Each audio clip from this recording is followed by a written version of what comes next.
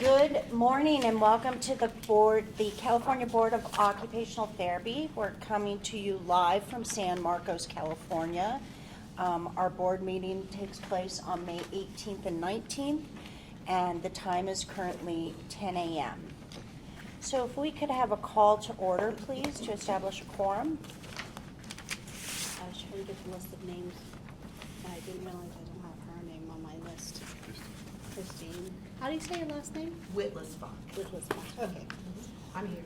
All right. I know, but You're I taking have the roll? I have to take a roll. Okay. Secretary. Okay.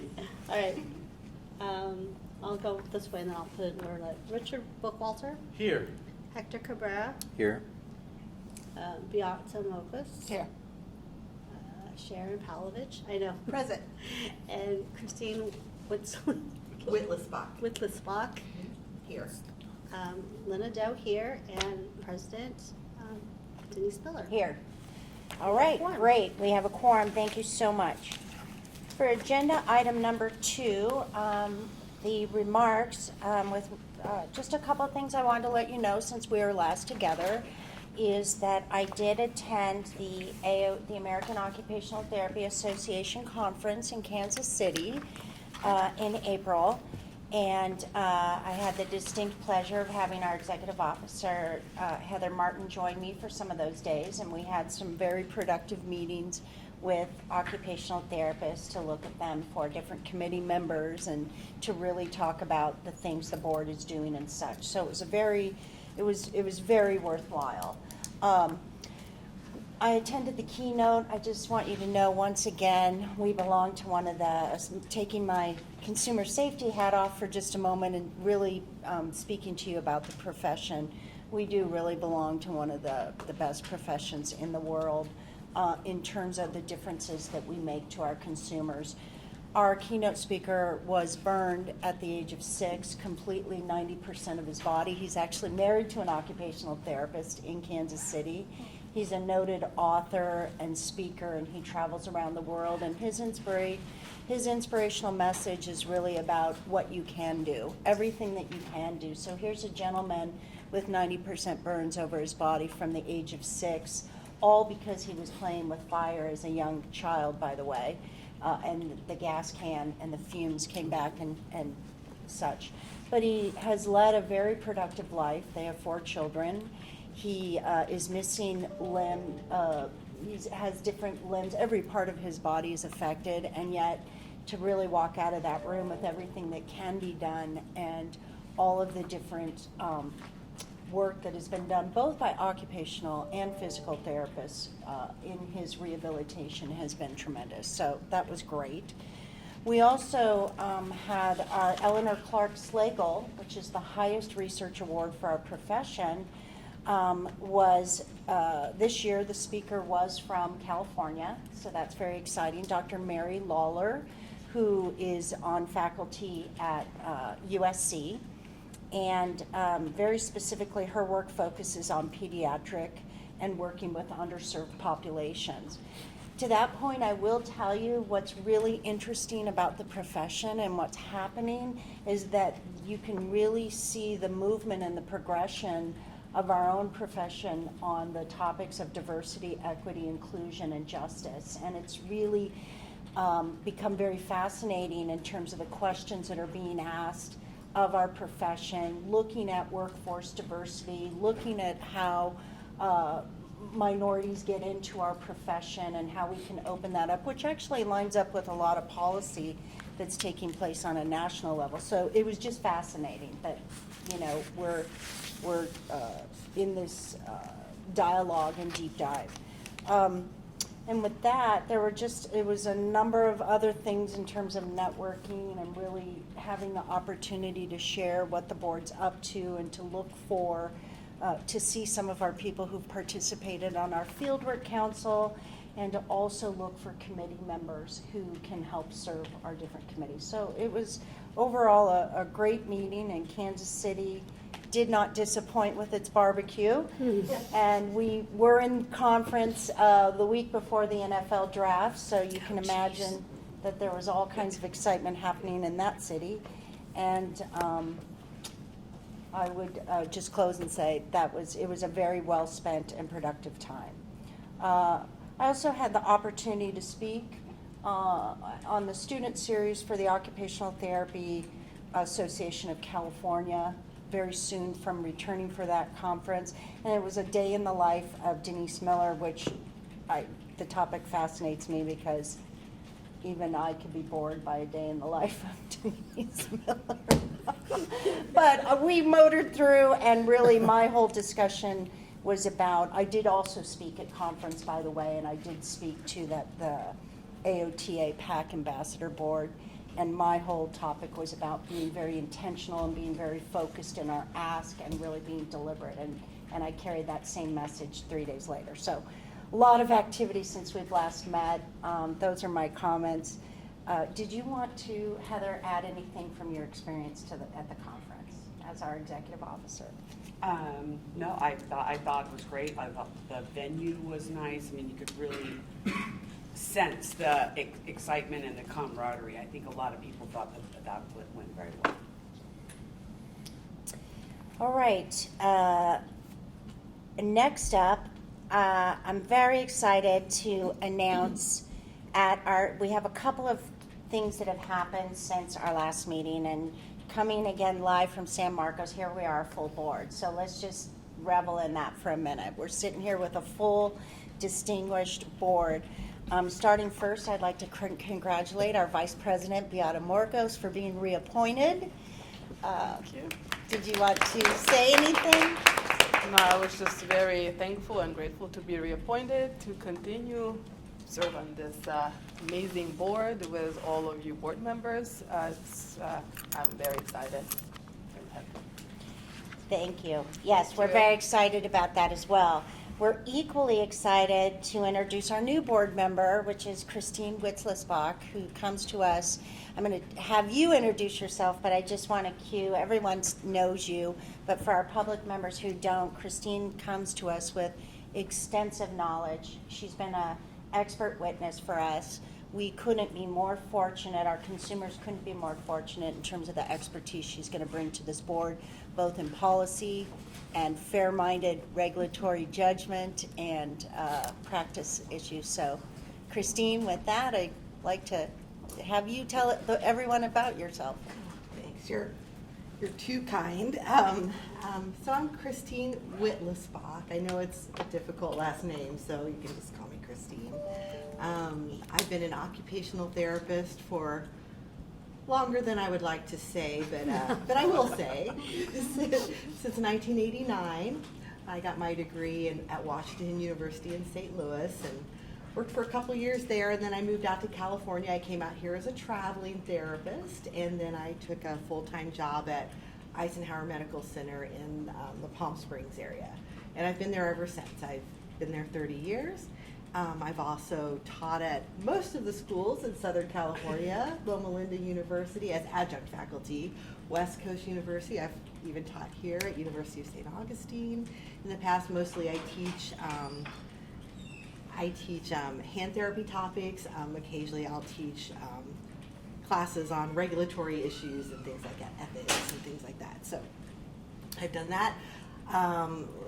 I was appointed to the first board of occupational therapy a long time ago. I served about 10 years, a little over like 2.5 terms, something like that. I don't remember the years exactly. Yeah. And then after I was off the board, I have worked for the board ever since, doing expert witness work and doing advanced practice approvals. So I know a lot about the work of the board outside of board work, so I know both sides. And it's just been a pleasure to work with Heather Martin. In fact, I remember when Heather was hired. I was chair of the hiring committee when Heather was hired. I remember her interview. That was a long time ago. So it's been a pleasure working with all the staff as they have come and gone. When I got off of the OT board, I went over to the Board of Behavioral Sciences, and I was over there for over 10 years. As a public member, Assembly and Senate appointee. And I chaired that board for several years. And right before COVID, I turned out of that, and I have been trying to get back on a board, hopefully this board, and finally I did get back on this board. I'm thrilled to be back. I love public service, I love regulatory issues, and just really happy to be back. But I know a lot has changed, and even though I've been trying to catch up on what you guys have been working on, I still have a lot of questions about like where you are with issues, and so please be patient with me as I kind of learn the temperature of the board and what you guys have been working on, because I think, you know, at first I just kind of want to catch up and see where we are with everything. But I'll give my opinions, you know, of course. So I guess that's about it. Thanks for making me feel welcome.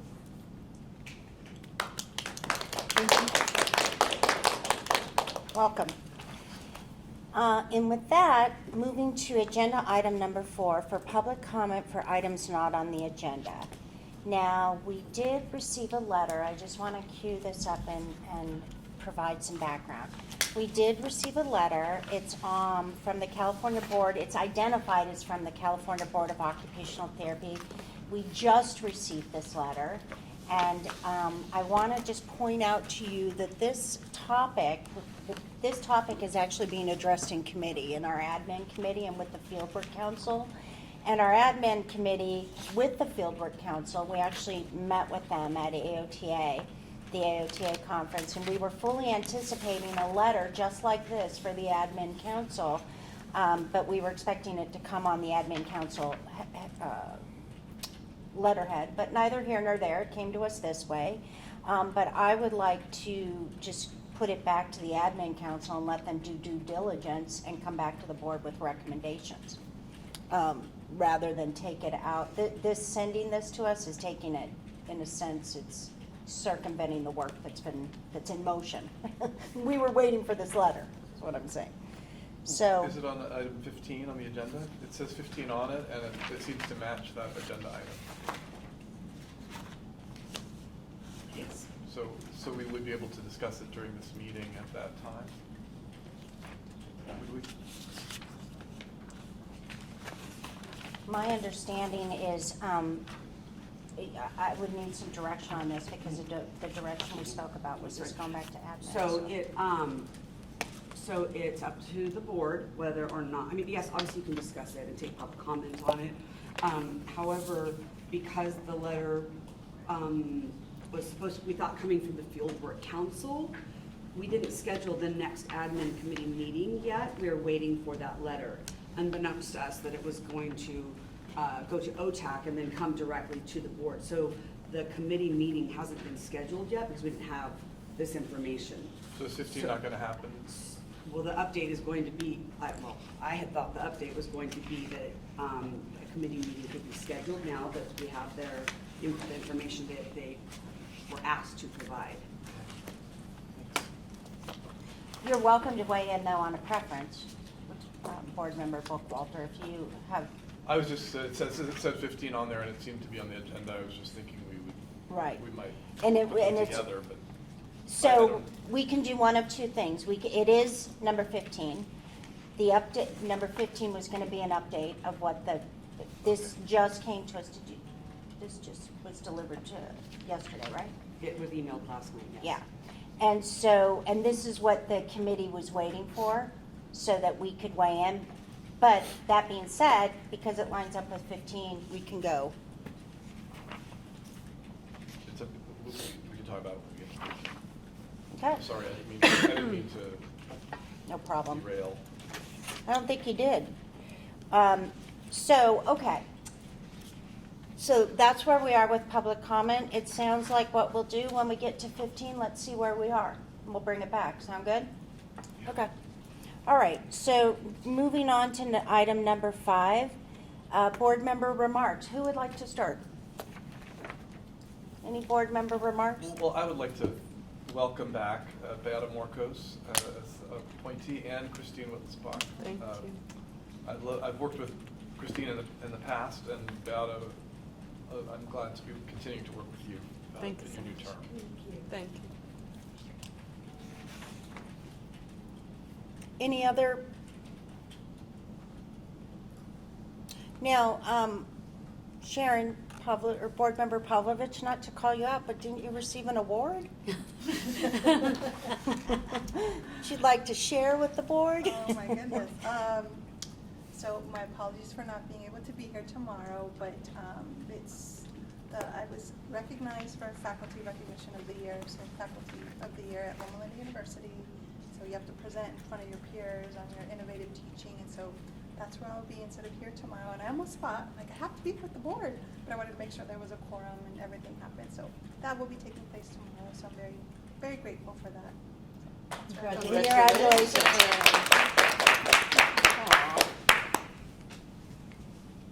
Any other comments? Okay. Seeing none, let's move on to agenda item number 6. Actually, before we do that, I'd like to pause and recognize that we do have a public member. You're certainly not obligated to introduce yourself, but at this time, if you'd like to, I'd like to go back to, I'd like to just allow, we'll do number 4. Go back to agenda item number 4 and open it up to the public. Would you like to introduce yourself? Sure. Hello, Denise Tagade with SEIU United Healthcare Workers. We represent 100,000 healthcare workers across California, including occupational therapists. And we have actually a growing number as we've grown our bargaining units, particularly over in the Stanford medical system recently. So I'm here to learn. I'm really excited about the agenda today, so appreciate you having me here. Sounds good. Thank you for being here. Welcome. All right, moving on to agenda item number 6, review and vote on approval of the February 9/10/2023 board meeting minutes. Any comments on the minutes? I had two just insubstantial changes on page 18. Non-substantive changes. Under item F, the word "and" is used twice, and OTA, then it should be "and," not "and." And then What letter is supervision that? should be supervising. Sorry to interrupt. F, thank you. Is it in the heading or is it in the bullets? 27F. It's in the bullets, I think. In the bullets. Bullet number 3, it says "and OTA." Oh. And bullet number 4, it says "and OT," and then supervision. Who is concurrently supervision OTAs? It should be who is currently supervising OTAs. But these are non-substantive Right hand. changes that we could, Okay, thanks. I could approve the minutes with non-substantive changes. I would support that. But somebody else. Would you like to make a motion? I move that the board adopt the minutes for February's meeting. And authorize the executive officer and staff to make non-substantive changes. I second. So we had a motion by Board Member Bookwalter, a second by Board Member Pavlovich, and we need to take roll, please. Richard Bookwalter, Aye. Hector Cabrera, Aye. Sharon Pavlovich, Aye. Christine Wittlisbach, Abstain. Secretary Doe, yes. Vice President Marcos, Yes. President Denise Miller. Yes. Now, letting you know and letting our public know, although we voted on minutes that you weren't here for, you're welcome. Would you like to comment at this time? Next time before the vote, I'll come to you, but did you have any comments? Did you read the minutes? Okay. And moving on to agenda item number 7, review and vote on approval of the April 13th, 2023 board meeting minutes. This was a special teleconference board meeting minute. Any comments?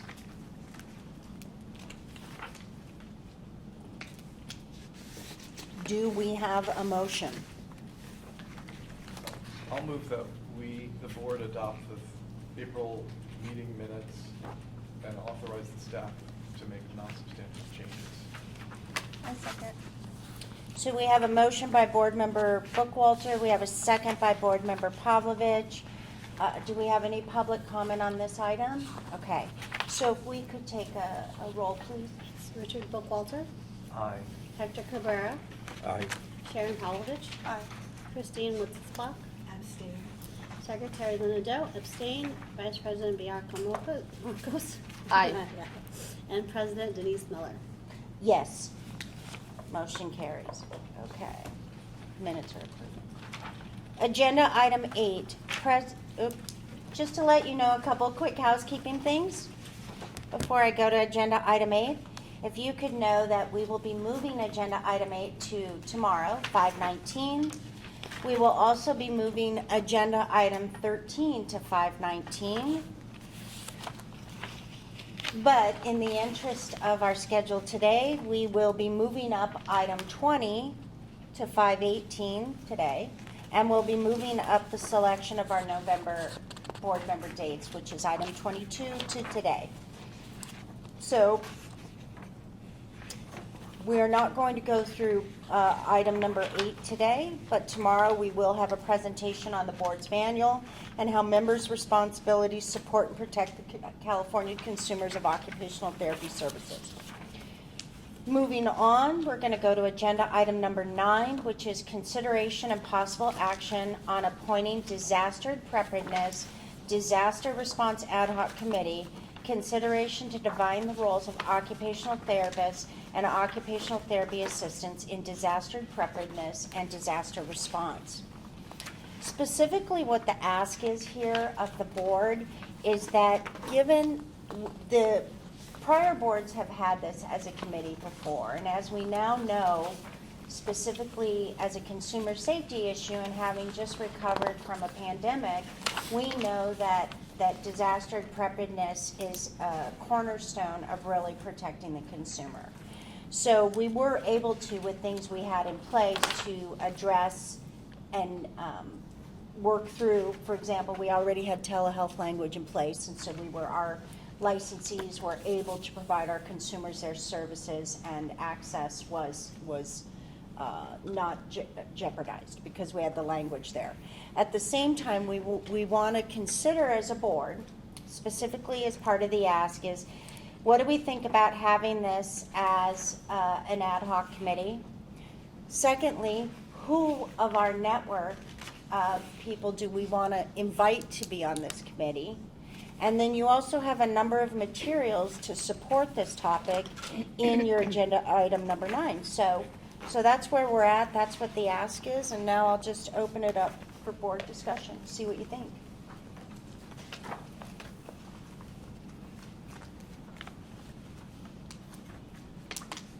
Don't all speak at once. I'll start. I think we should have this because this is a great policy to have, and we were lucky that we had stuff in our policy that could support this. But it's always good to be prepared because, like I said, I think I've said this, that we live in California and a pandemic is not the only thing that can affect us. We have fires, we have earthquakes, we have floods, we have all the natural disasters you can think of, and this could affect us and the profession. So I think this should be an ad hoc committee, and as for what the makeup looks like or what the committee is tasked with, that's up to us to discuss, but I think we should have this on the books. Go ahead, So please. if you're asking for who might be on the committee now, I mean, I don't know if she's willing to, but I think Mary Everett is a natural choice Right. to ask. Agreed. Okay. She was asked at conference. Oh, And she'll be okay, well, followed there you up. go. She'll be followed up with again. Okay. But yeah, so aligned with your thoughts on that. Okay. I appreciated the materials, because last time we talked about it, it's such a big topic. How do you put it into a workable thing for the board to do, which I think the committee could help with, and these are very helpful. I really was interested in the order of them, because I read Rhonda Lynn's AOTA article first. We've known Rhonda for many years. And that was very focused on the pandemic, and then the other articles had more to do with some of the other disasters that we faced, like seemed to talk about, talking about the timing of the response, immediate response versus longer term response, and organizing things in that way, which I thought was a very helpful way of looking at it, and that the board, that gives something for a committee to digest and cover. And try not to be duplicative either, because, you know, if it's already out there, this board would need to do it, but then there is some stuff out there that it's not completely, maybe what we could, you know, put it on a website, we could make our own statement, we could refer to other statements. There are a lot of things we can do with this material, I think. So at the did you have a comment before I make? Oh, I was just gonna agree, I think Okay. it's needed, definitely valued, and there's a lot that we can go in different directions to echo everybody's comments so far. Sounds good. Board Member Cabrera, did you have anything to add? I was going to get us to the next point of what the ask is around this, but want to make sure if you have comments at this point, we take them. Is this regarding the, Disaster preparedness. no, I think it's very important that we do establish this, given the, what was mentioned about the disasters, the earthquakes, and, yeah. So just because we have a little bit of time to deliberate on this, it'd be, oh, please. I have another name for you. Oh, awesome. There's an OT in Northern California, San Rafael, who was on this committee a long time ago. He's been a firefighter, you know, EMT person in the past, private practice, or CEO of a company now. If he still has an OT license that's active, I think he does, Muhammad Khalifa, he might be interested in this. And do you have contact information that you'd be able to give? I do, I think you. I think I'm a LinkedIn friend of his, Okay, but if you have it as well, any of us who have information, if we could get that to the executive, to Heather, Okay. our executive officer, that would be helpful. yeah. And so the makeup of the committee, just because we have the time, we might as well get as much input from this board to set this up. How many people do you think would satisfy? 4, 5, Yeah. 6? I was gonna say 5, but then I was gonna say that at least one of those members doesn't have to be an OT, but someone that's an expert in crisis communication. Because, you know, when we are looking for the Yeah. turnaround and the quick response, we need someone who is, you know, that's their expertise, that they can respond to something and then put something out. And that way we can move quicker, because they can draft something quickly, and then that's their, you know, livelihood. They know that they will get that call when they see that news like on the TV that we've had a fire or something like that. So someone who's quick to do that, like, so definitely someone that has expertise in crisis communication, because, you know, that's the first line after figuring out what do we do next. I think 5 people is a good number of people as part of a meeting. So we may need to get subject matter experts who don't meet the qualifications for being a committee member, and we could have like 3 committee members that invite speakers to present to the committee if we're not able to get someone with a OT license or something that has the parameters. So we might not need to go to that full committee being 5, but pull in other people with a smaller committee of 3 is another way to go. I'm just 3 or 4, I'm just thinking. Like having an given- advisory, right? Because Kind of given like- the process of getting people Right. vetted for a committee, that's Right. sometimes. So they don't have to be an OT licensed person? I was just thinking of someone that served in the Silmar Neighborhood Council, then Mayor Antonio Villaraigosa appointed him to this particular committee. So. Thank you, Board Member Cabrera, and I was asking, when you were speaking, just so you know, not to interrupted you, I was asking our executive officer what the policy was on the number of people. So for standing committees, the board manual does have it at minimum 4 committee members, except for the practice committee, which has 7. But those are for standing committees, and this would be an ad hoc. So the board does have a little flexibility. I would recommend an odd number, though, would be, you know. Do they all have to be licensed? Can some be public members? Well, that's an ongoing issue the board is considering. And that meeting is not going to be scheduled until June, and I believe Beata, I think Lena and Hector, I believe, are the 3 board members on it, and then Ada Boone-Hurl from Sac City, and Carlin Daly-Realm from UOP. And so a doodle has been sent inviting folks, and I believe that committee was going to discuss the issue of public members or, you know, non-licensees, and make a recommendation for the board to consider at its August meeting. Okay, but for the current landscape, the language states occupational therapy or occupational therapy assistant. Correct. So as not to stop this work, perhaps, and because we can be fluid on the number, we could start with what board member Bookwalter, we can identify somebody who wants to be the committee chair. We could start with what we know we can do, and by August, if we wanted to add members, at least that'll keep it moving forward. So so going off what board member Bookwalter said about having like people to come speak, maybe we say that this committee be 3 to 5, make the odd number, so 3 or 5, but then on the side have like an expert, not the word expert, but you know, like Subject matter experts. experts. Experts that can come be like advisors to the committee when they need those expertise. That way we can fulfill both requirements right now, that these are OT or OTAs, and then the subject matter experts can be anybody, and then that when they know that they're the advisory, that if the committee needs them, they can call on them.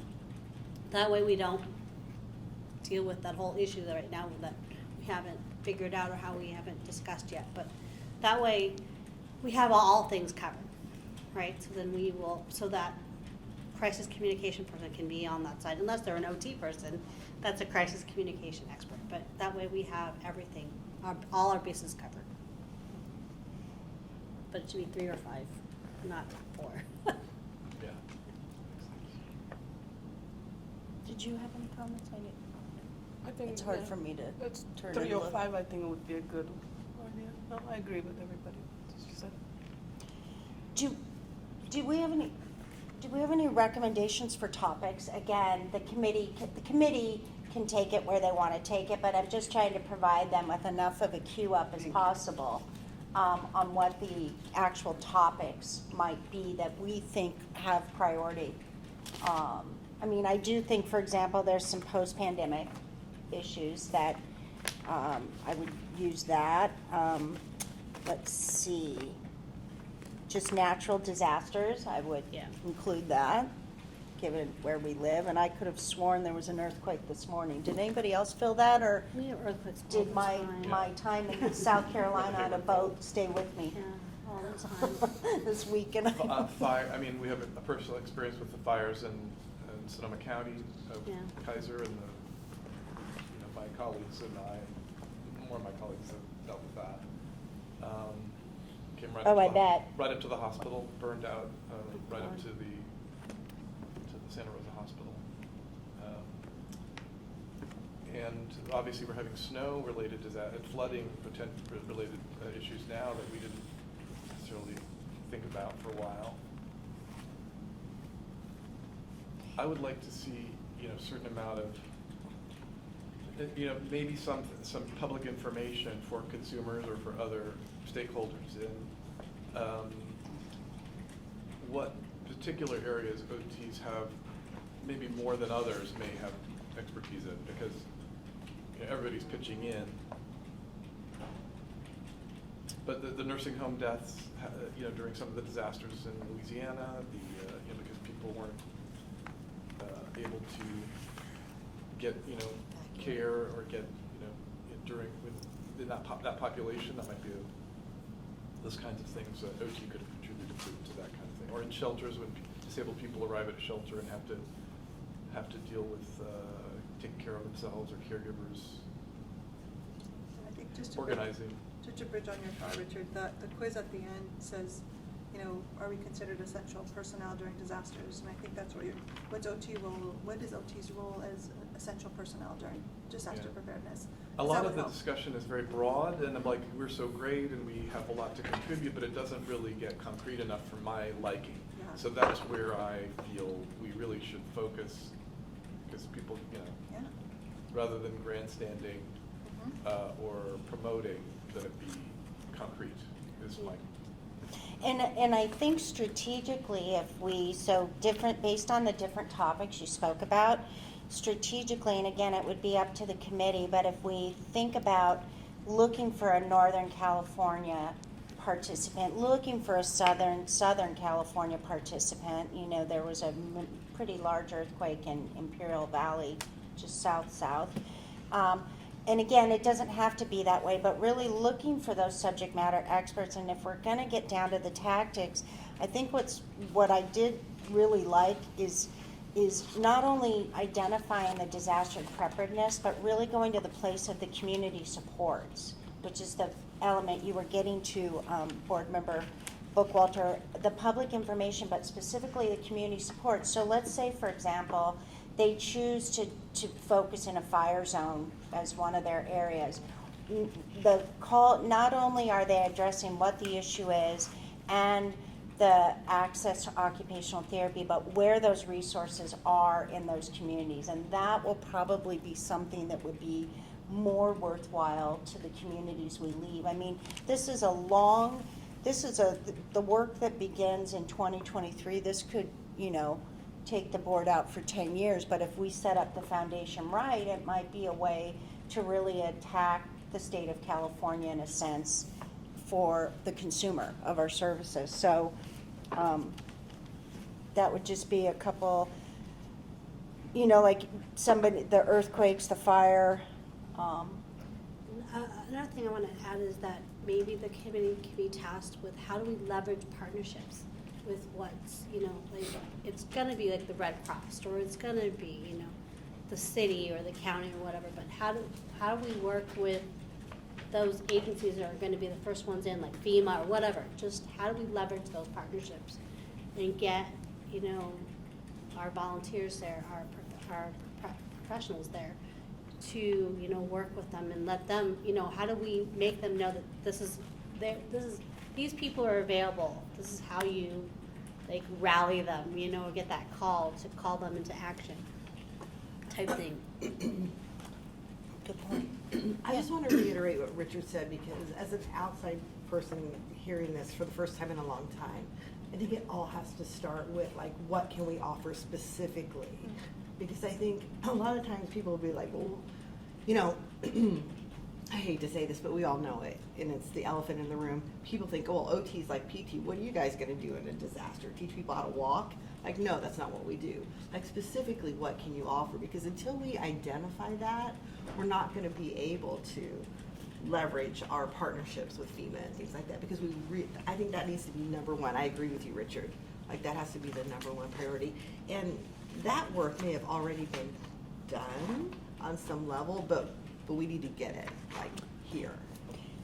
So I'm glad that you called that out specifically as you're speaking to the framework and the scope of occupational therapy and being very specific and deliberate about it.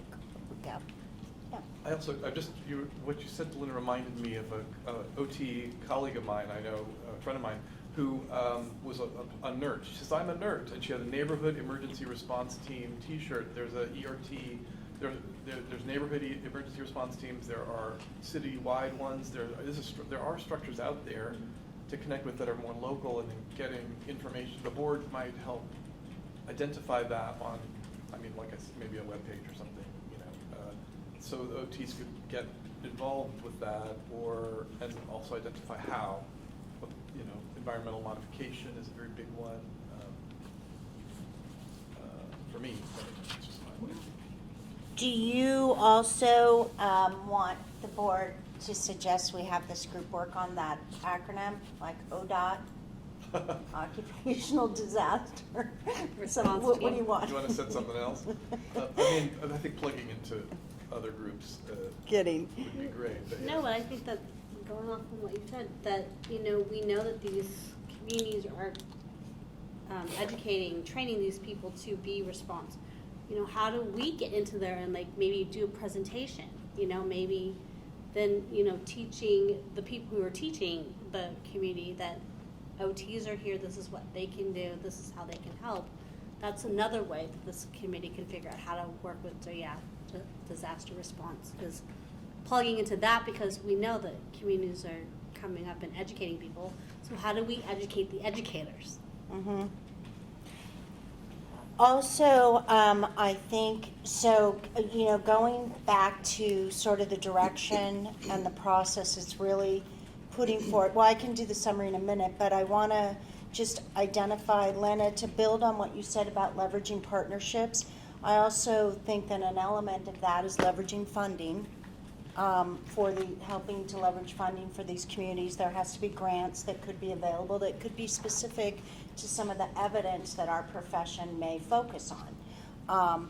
Leveraging policy, being very clear about leveraging what's happening. There is so much, because of the post-pandemic, there is a focus on the silver lining pieces. There's lots of policy and funding attached to disaster preparedness.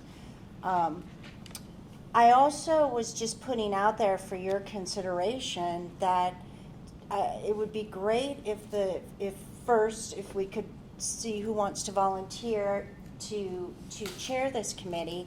But what I'm really looking for, or suggesting, is I think it would be great if we had an OT practitioner and a public member on this ad hoc committee, and we can do that and still be in support. So what are your thoughts on that? I would like to see it be 2 board members instead of just one. Anybody want to volunteer? You 2 over there? I think Christine should be on it. I have her pinpointed. Oh, you pin her. Mhm. I'll do it.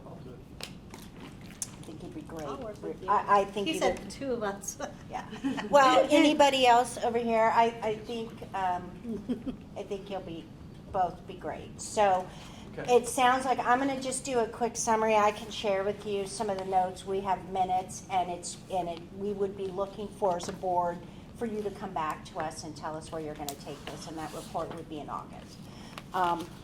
So Except for North. Do you want us to be on this? Because then you can be the southern person, then you can be the northern person. That way we have that covered. Sure. let's do that. That's better. Okay, Yeah, it's so better that way. there's a swap. So we're going to have board member, thanks for suggesting that. Yes. We're going to have board member Bookwalter and board member Cabrera, who will be managing that. And let's go ahead and just identify, so we would be looking to you to identify what the final committee count is. We will suggest to you names. We've identified Mariette. Well, it's the president who would appoint, wouldn't it? But you just made to give you names, or? Yeah, you can, but I would be looking to you to say, is it 3 names, 5 names, 7 names, something like that. Okay. So, and then some of the names that have been provided have been Mary Everett and Mohammed Khalifa. Yep. And what we're looking for overall, the overarching piece, which is really starting with starting more with specifics, being narrow on the scope and then going broad from there, and specifically looking at what we're going to offer as a profession, occupational therapy, in this area to the consumers, using the framework to work that out. Board member Bookwalter identified, specifically focusing on what we can do in environmental modification and the background on that. Looking for, should we come back in August and have public members that are added, we might look for members who have expertise in crisis management, communication around crisis. The post-pandemic would be a topic that would be of interest, natural disaster, tying that into public information and community resources. really answering the question of being an essential personnel, occupational therapy as an essential personnel during disaster preparedness, focusing on the practice areas, and then leveraging partnerships with community resources, with funding, and with policy. Is that's your call to action? Sounds like it's getting broader. That's, I'm That's happy every- to bring it down. Yeah, that's everything that we discussed, and that's everything, and I tried to frame it in the order of the direction you want That'll to be in go, the which minutes, is, so we can refer to that. That'll be good. yeah, which is more specificity. That'd be great. So, anybody else? Anybody else? Would you like to, do we have any comments from our public? Thank you, Denise Tugade again with SEIU United Healthcare Workers. Again, really appreciative to the board for raising this really critical topic. SEIU UHW is particularly concerned or places importance on the continuation of access and services, especially through disasters. We've really prioritized quality through the pandemic, through seismic issues, through wildfires, and so would like to be considered a partner through this process, and are really excited by the points that Subcommittee Chair Walter raised about scope in particular, and really drilling in on the specifics. We would like to see our workers really rise to the occasion of practicing at the top of their scope when the occasions come. And Denise, hi Denise. What's your middle name? No. So we are coming back in August, and at that point we'll know, based on some of the discussions taking place with the committee, looking at members beyond OT designated practitioners. So if you could stay close to our executive officer and let us know if you'd like to participate or partner, should that vote be to expand beyond our profession. Sure, we'll do. We would either welcome your participation or providing us with names. Okay, any further comments? Okay, here we go. So we need a motion. Let me just think about this for a moment.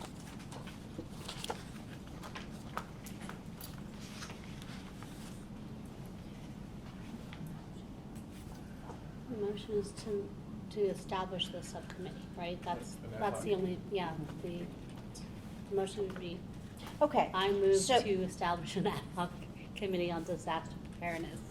Could you also identify the two people that we've, That's your job to appoint them, right? our executive officer wants it, because Okay. we've agreed Okay. and approved Okay. it, she'd like it in the minutes. Right. Yeah, thanks. So I move that we establish an ad hoc committee on disaster preparedness, disaster response, and appoint Board Member Bookwalter and Board Member Cabrera to co-chair this committee.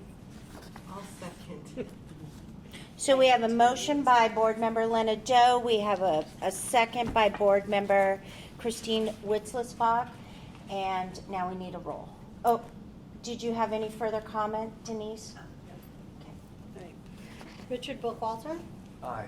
Hector Cabrera, Aye. Sharon Palovich, Hi. Christine Witzlesbach, Yes. Secretary Doe, yes. Vice President Beata Marcos, Aye. and President Denise Miller. Yes. Thank Okay, you. so- Thanks for the discussion, and we look forward to that report. Thanks for participating, agreeing to be on that committee, and we look forward to the report in August. Okay. So item number 10, Board President announcement of committee appointments. So we've just done one.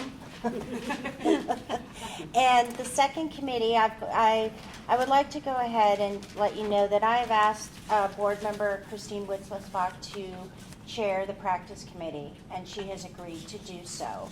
I've gone ahead and done that. I recognize that she's new to our board, but I think after you've listened to her extensive knowledge and her extensive background, as well as the contribution she's made to our expert witness and practice, I just think it's a natural fit in the board's needs, and our consumer will be advanced with her at the helm. So that's my appointment there. And do you want that on record too with a motion?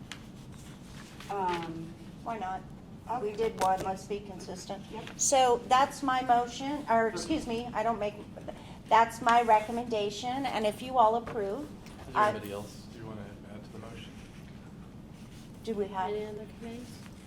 Well, all I want to say is that the practice committee is the one committee that does say 7 members.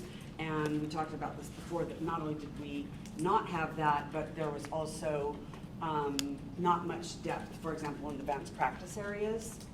We didn't have, north and south and urban and rural. And in previous years, that's what the practice committee had. It had like a lot of depth and expertise, and out of that, came a lot of good, recommendations. And so I think if you could ask your fellow board members to recommend or reach out to colleagues and ask them, because the board does have an unmet need due to lack of participation on the practice committee.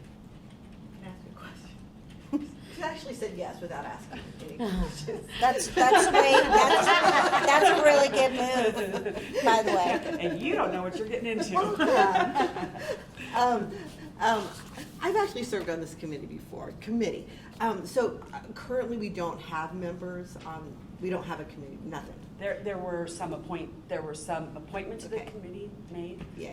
But it didn't ever hit the 7 Okay. threshold. So we're starting from scratch. Correct. Okay. Could you also please identify just a couple things about the background? Could you identify for Board Member Witzlisbach, specifically the nuances around appointing that practice committee, why there's been a delay and Well, steps they have to go through? we never met the threshold of having 7 people agree to serve on the committee. And then, and I'm sorry, I only remember 2 of the 4 names, but only one of them had advanced practice approval, and that was in Hands and Pam. So we have no representation in swallowing, for example, Okay. And so again, and of those 4, one of them, I'm not sure if she would still be interested given the time. So, but there are a number of items,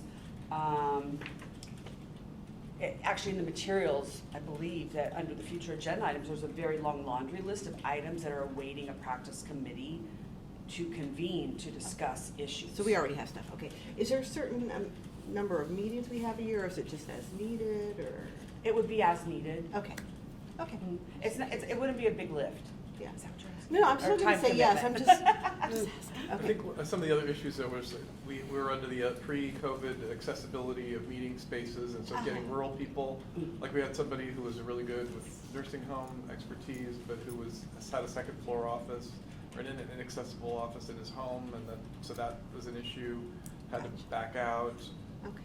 I do have swallowing, by the way, so just FYI, so Would I'd that be willing to be serve. okay to have him be on the committee? Are you volunteering to be on that committee as well? I would be happy to be not chair it, but yeah, Okay. to participate. So- I've been on the committee before too. Before I was a board member, I was on the committee many years ago, so I'm aware of how it happens. That would be awesome, because I would love to have collaboration with an experienced board member. That's on the great. committee, so that'd be That's great. Thank you for volunteering. Thank you, Richard. So we'll write down those 2 Yep. names for the motion. Mhm. Okay, but first off, just a little bit more about that, because we have the time and just to lay this out. On the practice committee, specifically Board Member Witzlisbach, do you want this board to have a discussion about the language of 7 people on the committee, or do you want to wait because you think you can get 7 people? I guess what I want to know is, do you want us to deliberate on that now? Let me try to get 7 people, because I think I knew you could. the I knew it. You're so awesome. I think the questions that come up, just from my experience, don't you agree, Richard, are so broad that we really need more input. So let me try. Okay. Okay. You only look for 5 though, so that's you guys. you Right, have we only two need now. 5 more, right? I'm just Right. making the number more manageable. Exactly. So, And then specifically, if you needed, what I'd like the rest, specifically if you need ever subject matter experts, can only the people on the committee weigh in, or at different times can they call on subject matter experts to give them input? I mean, I know they can only vote on items, but, you know, we have Sharon Pavlovich, who has extensive knowledge in a certain practice area. Neuro or Right. leadership management, but I don't know if they need that in the practice community. Well, sexuality and, Oh, sexuality, yeah, and that's an emerging area that, I guess, what I want to know is I want the ability for them to be, but mine's are ergonomics and with seniors, and so, if there's, while we can't have, well, there would only be 2 people on the committee, can they call upon subject matter experts that are board members, should they decide that? Yes, but, They'd have to do it in a board meeting forum. Right. Yeah. Yeah, and I think we would do what, like how we've done in the past when we've invited speakers, is have the presentation by, and then, you know, then you kind of have the Q&A at the end. Got it. So, or you notice the meeting and Right, they're that's what I'm members talking and they about. just talk. Yes, Public. yes. Yeah, yeah. it depending on how, like, do you want a presentation, or are you just inviting the expertise, and then Yeah. as public, they can provide public comment. Okay. So I just wanted to find out with legal here if we could do that. Totally up to you and Board Member Bookwalter, but it's a way to tap into the expertise of the entire Yeah, board, thank you. should you decide to do that. Thank you. Okay. Mr. Miller, and I just wanted to offer too, Christina, I have connections, in domestic violence, Oh. lifestyle medicine, military, so Awesome. any ideas, let me know. Yes, I will be reaching out. Okay. Yes, thank Awesome. you. Thank you for that. And that woman who has a really long name, the one that we saw in Sacramento. Carly. She's got her pelvic floor Carly Ray, expert, yeah. yeah, Carly Ray, yeah. She's got the pelvic floor expertise that she would Perfect, be okay. perfect.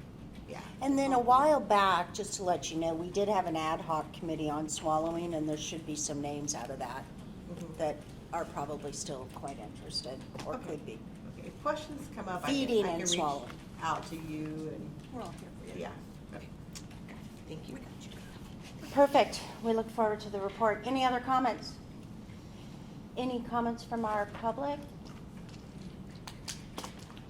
We should make a motion to create, to Establish. reestablish a practice committee with Christine Wittstock as the chair. Did we already do that? And Richard Bookwalter as a member. Would you be okay with this? Just because you're going to be on that committee, could I ask Beata, could you make that motion to establish? And legal, was that a real motion that I have to ask him to pull back? I Because think he you didn't can say call I it. make a Nobody motion. seconded it. Yeah, and it has not. Okay, thanks if So you I don't mind. withdraw my motion. Okay, so if you could make a motion so that, because, Okay, I'll make a motion that we establish or reestablish the practice committee with Christine Wittlisbach to be the chair of it, and Richard Bookwalter as a member to serve on that committee. I second. so we have a motion by Vice President Beata Morcos, and we have a second by Board Member Sharon Pavlovich, and so we need a, Yeah, Okay, do but we have, Discussion. discussion. Yeah. do we have any discussion? Yes, I have a question. Yeah. Since it's open for discussion. Yeah. Okay, so, since the motion includes Richard as a member, are we gonna have to bring every member forward to the board to vote on as a motion? Are we setting a precedence for that? I don't know. We'll have to look into that. Okay, cause, all right. We can revisit that. I believe that the board president can make committee appointments So, for vacancies, so if You would reach out. you would make the recommendation to Denise, and so then could we amend this to take Richard's name off of this particular, because there's no need to have Richard's name on it. We don't wanna set a precedence for, Tell me your first name, Oh, sir. Chris, yeah. Christopher. So I actually agree with what Board Member Witzlisbach is saying, and I've always thought that the president, because it's written that they can identify the committee. But in the past, we've been asked by legal to have approval. So since you're here today, let's go with what you say. And I'm kidding. I'd like to, yeah, I suggest we take a quick break on that matter so we can look into that in some greater detail. Okay, just real that quick. sounds great. So we're going to pause on the motion. Christopher, we can Yes. do that with a motion on the floor, or do I need it pulled and we come back to it because we're in discussion on that I think we're in motion? discussion on the motion. So I can pause. Okay, Yeah, you can great. pause, yeah. All right, so it's 11 o'clock. We're going to take a 10-minute break, and that'll allow, we'll come back and we'll continue the discussion. Okay. Sorry, Denise, I still want to have to. Thanks, everybody. We're going to begin again. It is 11:15 on Thursday, May 18th. We're coming to you live from the University of St. Augustine in San Marcos, California. We would like to open here at 11:15. We were discussing item 10, but I'd like to, we have another public member who's joined us, and again, you're not obligated to speak, but should you like to introduce yourself, now would be a good time. Hi, everybody. I'm Susan McDermott. I'm a faculty here. So it's nice to join you if you need lunch or dinner recommendations. I live about a mile from here. But also I'm interested in item 15 specifically, so I'll be hanging around to hear that discussed. Curious to know your occupational therapy background and what you specialize in, if you. Oh, yes. Mainly in mental health and emerging practice areas, as well as a year abroad in Ireland, working in their mental health system. And then I'm the doctoral capstone coordinator here. So I'm looking at that item, specifically looking at supervision parameters. Thank you for joining us. Welcome. Did you say mental health? So we're back to item 10. We had a motion on the floor. We've had some discussion. We've had input from Christopher from legal. We've also had our executive officer weigh in. So the point that was raised was really about specifically, are we live? Did you want to move the camera? What's that? Gotcha. Oh, tricky. So this isn't You're- on me. So. It is on you because I need to see you. Oh, you know what? We'll just leave the experts to the experts, and I'll stay in my lane with my expertise, right? Thank you. I would feel funny about getting the big camera when everybody else gets the little camera. Yeah. So, I don't like it. well, so I got you. I have your back. I was looking out for you on that because I wouldn't like that. But we'll leave the expertise to the experts. And sorry for that interruption. I see. Okay, so here we go. Back to number 10. What's before us is Board Member Witzelsbach brought up a really good point about setting a precedence, meaning that if we, really what's before us, what our administrative manual identifies is that the board president selects the committee members. And really what we're putting into motion and what's before us is that we would establish this committee or reestablish this committee. And then with the board, with the practice committee chairperson who's accepted, which would be Board Member Witzelsbach. We've also had some agreements from Board Member Bookwalter to participate. However, we don't need to include him in the motion of that participation. We've already agreed that that's a great thought. Board Member Linda Doe used to be on the practice committee. We need to understand if you want to continue or not. Please let us know if you'd like to think about that.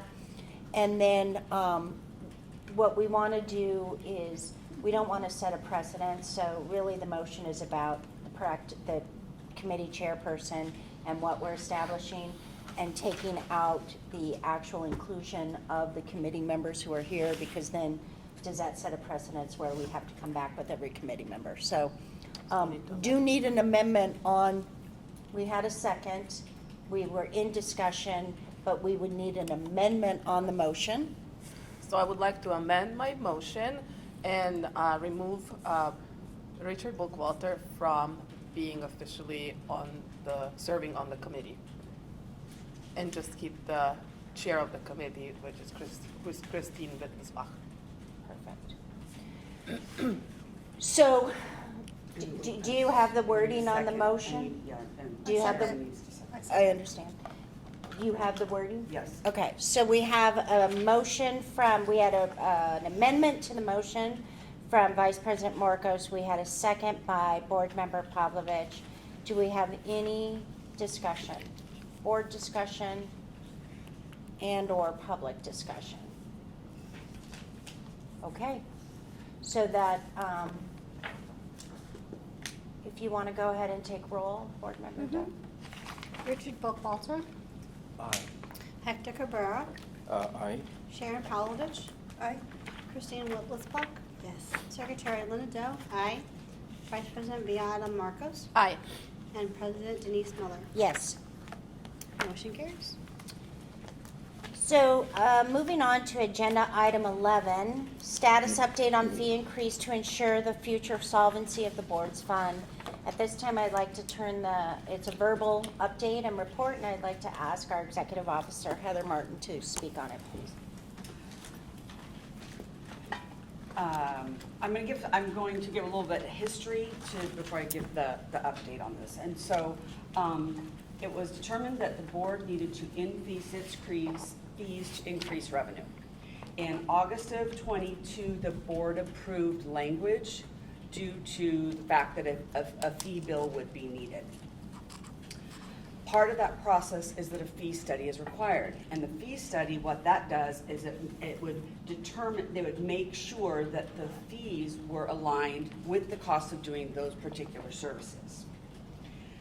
Due to the expense of the fee study that was taken to the board, I actually asked for the authorization to move forward with that process. And yet the board, of course, authorized it. The problem was that originally we thought the fee bill needed to be introduced this year, and there wasn't going to be enough time to do this fee study, which would take 9 to 10 months. That's because there's an invitation for bid process, there's a contract process, and then the accounting firm has to have time to come in and hold their meetings and evaluate things. So, because though, for example, at the November meeting, November 22, the fund condition showed that in fiscal year 24-25, there was a -1 or a -1 month in reserve, right? You can't be negative, except by February, then that had changed again, okay? So at that thought, it was, okay, now I have 2023 calendar year to go through the process needed to have a fee study done so that legislation could be introduced come this January. It was my belief that due to higher than expected revenue and due to savings that we wouldn't be negative as soon. So, the issue though is that, again, I still thought we were trying to get a standalone fee bill. Then I thought, okay, now we had one more year. Well, what has happened, and this is the update, is that the board is one of several boards that does need fee increases, and Senate B&P has agreed to put it into a bill in this session. So the update is, you don't have 2023 to go through the fee study process because the legislation is going to be amended sometime after June 2nd. That's the update. Let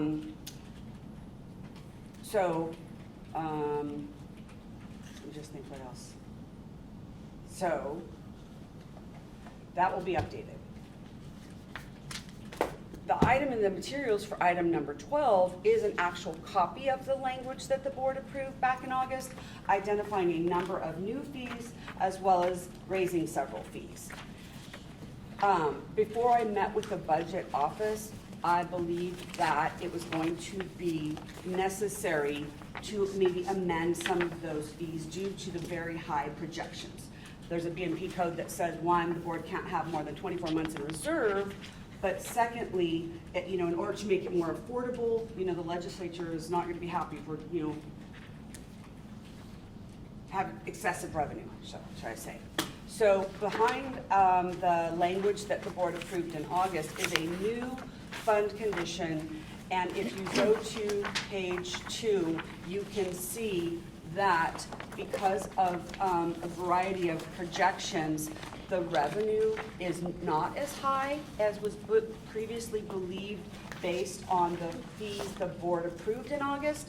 I am not recommending that the board reduce those fees, and that was really why I had item 12 on there. So item 11 is about the update on that.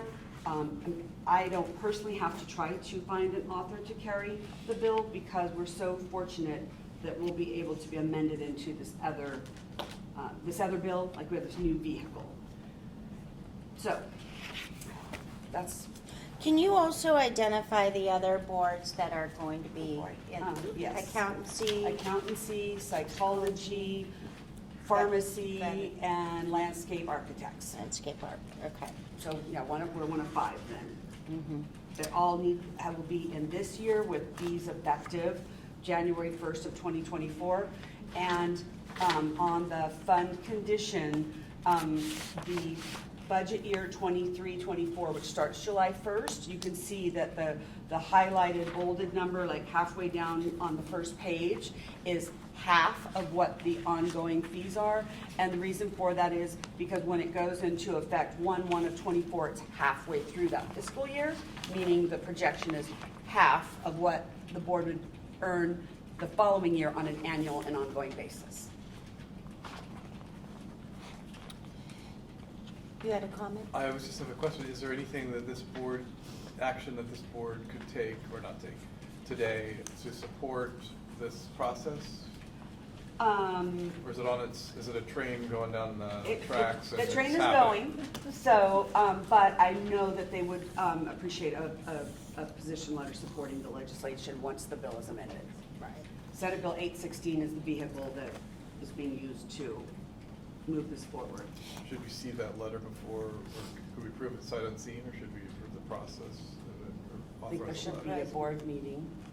No? Probably have to look at it. So, Right. just to further add to this, since we've last met as a board, and since we put this forward, and we received feedback about some of our changes, and how many months you can't have in reserve, we had a few too many.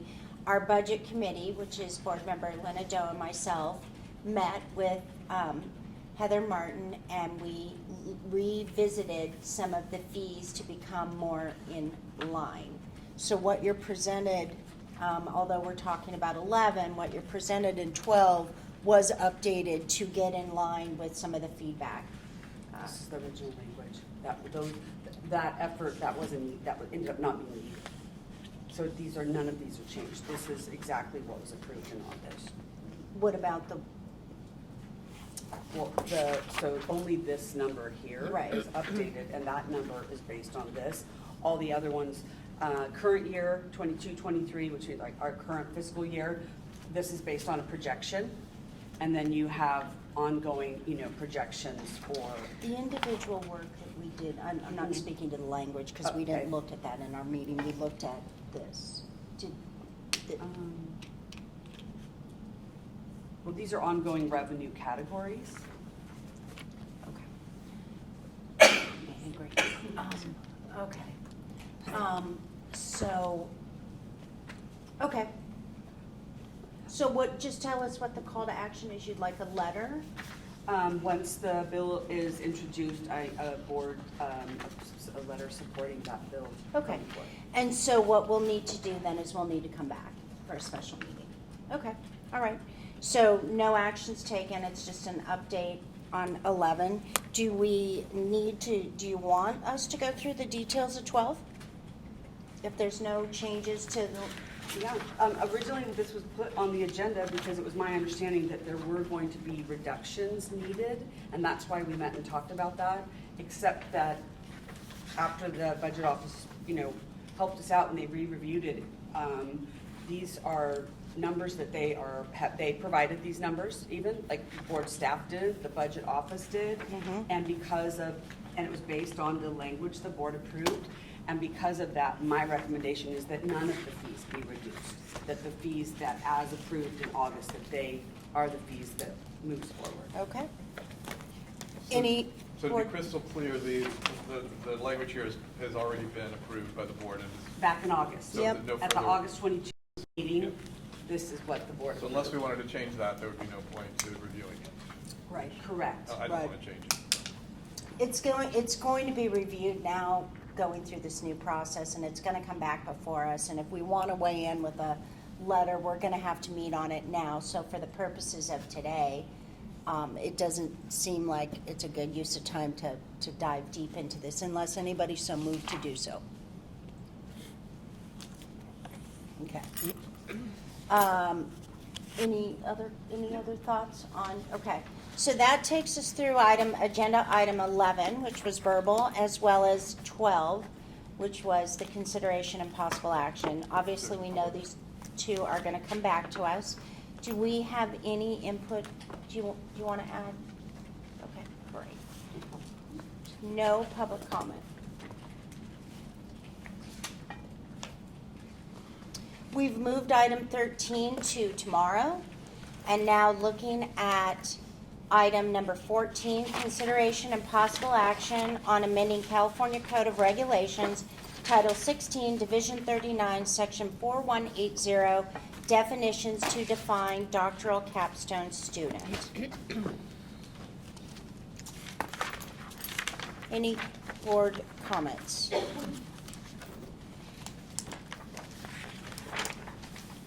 Do you want to give some background for our new?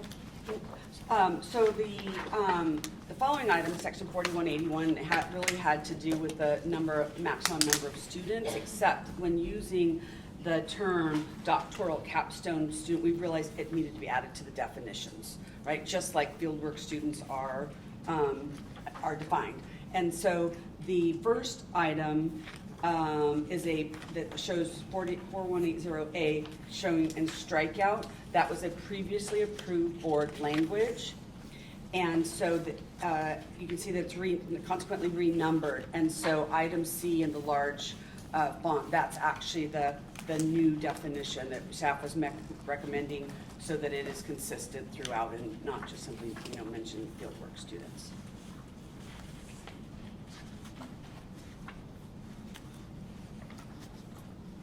So the action that you're looking for is to see if we approve of this language, right? Correct. Okay.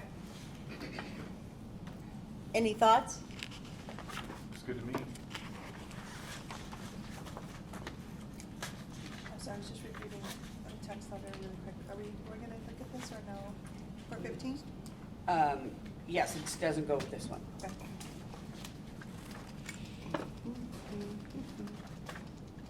I move to adopt the language, the proposed language in item 14.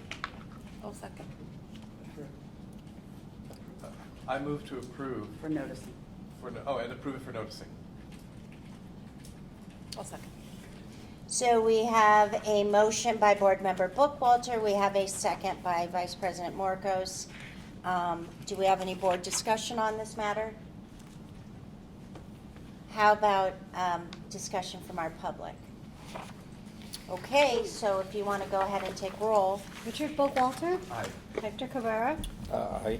Sharon Pavlovich, Aye. Christine Whittlesbach, Yes. Secretary Linda Doe, yes. Vice President Beata Marcos, Aye. and President Denise Miller. Yes. And motion carries.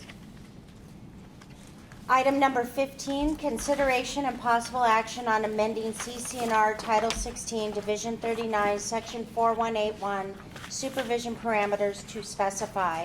Item A, the maximum number of fieldwork students, doctoral capstone students, limited permit holders, and occupational therapy assistants that an occupational therapist may concurrently supervise, and the maximum number of fieldwork students, doctoral capstone students, and limited permit holders that an occupational therapy assistant may concurrently supervise. So what's before us is to look at the language in item 15, agenda item 15. Looking down at number 4, The language as indicated is no more than 3 level 1 fieldwork students, level 2 fieldwork students, doctoral capstone students, or limited permit holders at any one time, except by approval of the board. Item E is an occupational therapist may supervise no more than 3 level 1 fieldwork students, level 2 fieldwork students, doctoral capstone students, or limited permit holders at any one time except by approval of the board. We also have a letter that has come to us that it matches agenda item 15. This is the letter, and again, it's really the input of the board based on the time that we have. This is what the committee was waiting for. We could have the committee weigh in, we can weigh in. What's the will of the board? Meaning, if you want to comment about this, it does match up to 15. I guess we'll take those. So, I guess I want a point of clarification. Where is I'm reading the last paragraph about not limiting, the limitation of what is a capstone project. I'm not seeing where that is in what we're looking at. So the capstone experience is specified in the guidelines. And previously when the board came up with the number of 3 as supervising no more than, I believe that was at the November meeting. The board did that based on capstone students in general, and it did not make a distinction between these different areas. And so the point of emphasis is that those that are completing a doctoral capstone experience related to clinical skills be a part of this and not these other areas, because they're more like not practice related. And going back to this, the language as proposed, it's because the supervising OT is responsible for not just their own client load, but the client loads of all of these people, the fieldwork students and those completing the doctoral capstone. And so I believe that's what they're trying to do, is parse that out.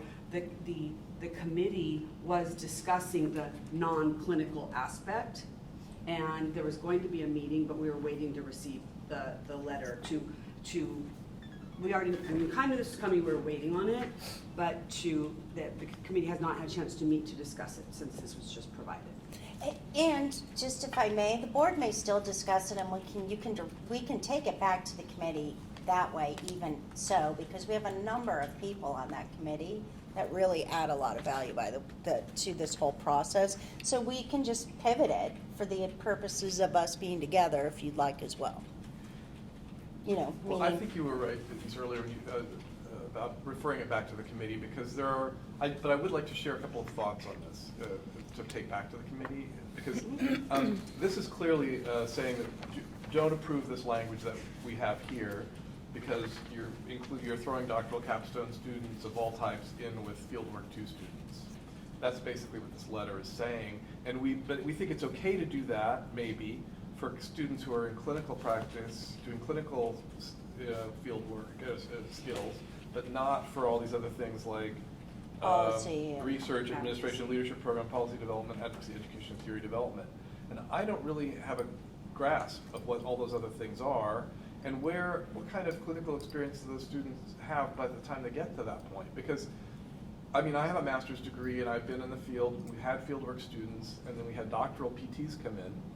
Worked very closely with doctoral students who were PTs, and they were just as green as the master's students in their level 2 field work.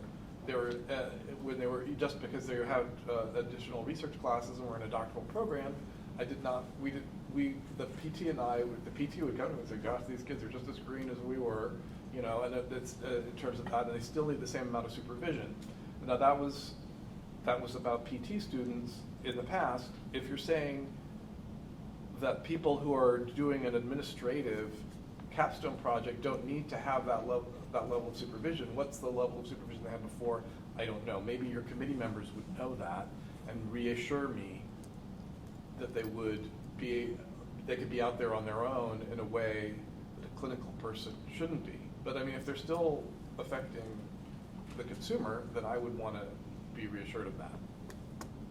So that's, And I'm looking forward to our public comment, but different schools have defined it different ways, but, you know, areas of gray for A-code standards, right, to be able to be flexible with the mission, vision, values of your institution, but, you know, if you're mentoring, if you're out there, you know, someone's developing a program at the YMCA and they're being mentored by a non-OT because they're not doing clinical services, right, to Boys and Girls Club as an example of, I don't know, some kind of program, because the area is not focused on occupational therapy, but they're using maybe occupational therapy skill sets or those kinds of things, the reason is that, you know, maybe they don't need that kind of supervision, right, versus someone that's reimbursing or trying to get reimbursement or working on clinical OT skill sets. So it's shades of gray to be able to afford this kind of innovative way of, it's not field work, it's not service learning, it's a capstone experience. So it's goes above and beyond. The umbrella's a little bit different, and to allow for that creativity and innovation in the direction that occupational therapy wants to go. I don't think they want to put limits on, you know, other people have expertise. If I'm at the Y and this administrative social worker is a consult and I'm under her, she's probably the best person to supervise me. So those are my thoughts, but I do look forward to public comment to kind of add to this discussion. Yeah, that's why I was asking for clarification, because I didn't understand that, because I'm thinking of my profession in psychology, where, you know, we have the clinical psychologist and we have the, you know, the IO and the, you know, the research and stuff like that. So, I mean, I started as a clinical psych, and I had to have field work and internship, still do a doctoral thing based on clinical, but my clinical supervision was different than my doctoral thing. So, I mean, so that's why I was trying to understand the clarification of what they're trying to ask us to do. But ultimately, I think this should be referred back to the committee so they can discuss it in general. And then just answer that, programs still have service learning for the most part. They'll still have field work where all that supervision occurs. The capstone is made for us to be innovative in the profession and to allow for different kinds of supervision models, if you will, if that helps answer that. But And we are going to go the public. I just want to, because you talked about different supervision models, I just want something to put something out there for consideration. You know, and by the way, Board Member Pavlovich is also on this committee. She joins us as a public, I mean, because we notice it and such. So we have good input there as well. But you know, perhaps the supervision model, you know, we're thinking of the word supervisor. I guess I'll get to the end. I'm not okay with taking the OT out of the mix. And the reason I'm not okay with taking an occupational therapist out of the mix is because the A-code standards address advocacy, they address research, they address evidence, they address every single area that's called out in this letter. I could be so moved to say, I understand realistically the landscape of what they're saying happens with, you know, this person has an expertise here. And so the oversight, you know, maybe the supervision model with the capstone is oversight, meaning I want an occupational therapist to sign off at the end. Maybe it could, the supervision can be by that subject matter expert that they're working with on that, but I want a final checkoff where the OT says, you know what, this is relevant to our field, this research does match our frame and our scope, and yes, this is, you know, this is a service that would be provided to a consumer, and therefore, and the reason I say that is I've had doctoral students, and I think in having those doctoral students, and because we're in new, you know, as we're going through the new navigation of this, it's really critical that we don't, this feels like a carve-out to me. The suggestions in these letters feel like carve-outs, and I don't want as a regulatory board to go there. Supervision's clear to me, it's an OT, we're licensed, the consumer's safe that way, the OT checking off on it makes it safe that way, but that doesn't mean that the model couldn't be oversight, the signing off, the final approval, that, you know, I mean, and something like that, so. I'll have Richard go now. Oh, okay. Do we feel differently also about the, It was Christine. I mean, there are the OTs who go back to school and get a doctorate after they've practiced a few years, or they're the entry-level doctorate versus because there's these entry-level doctorates. To me, this is the troublesome one.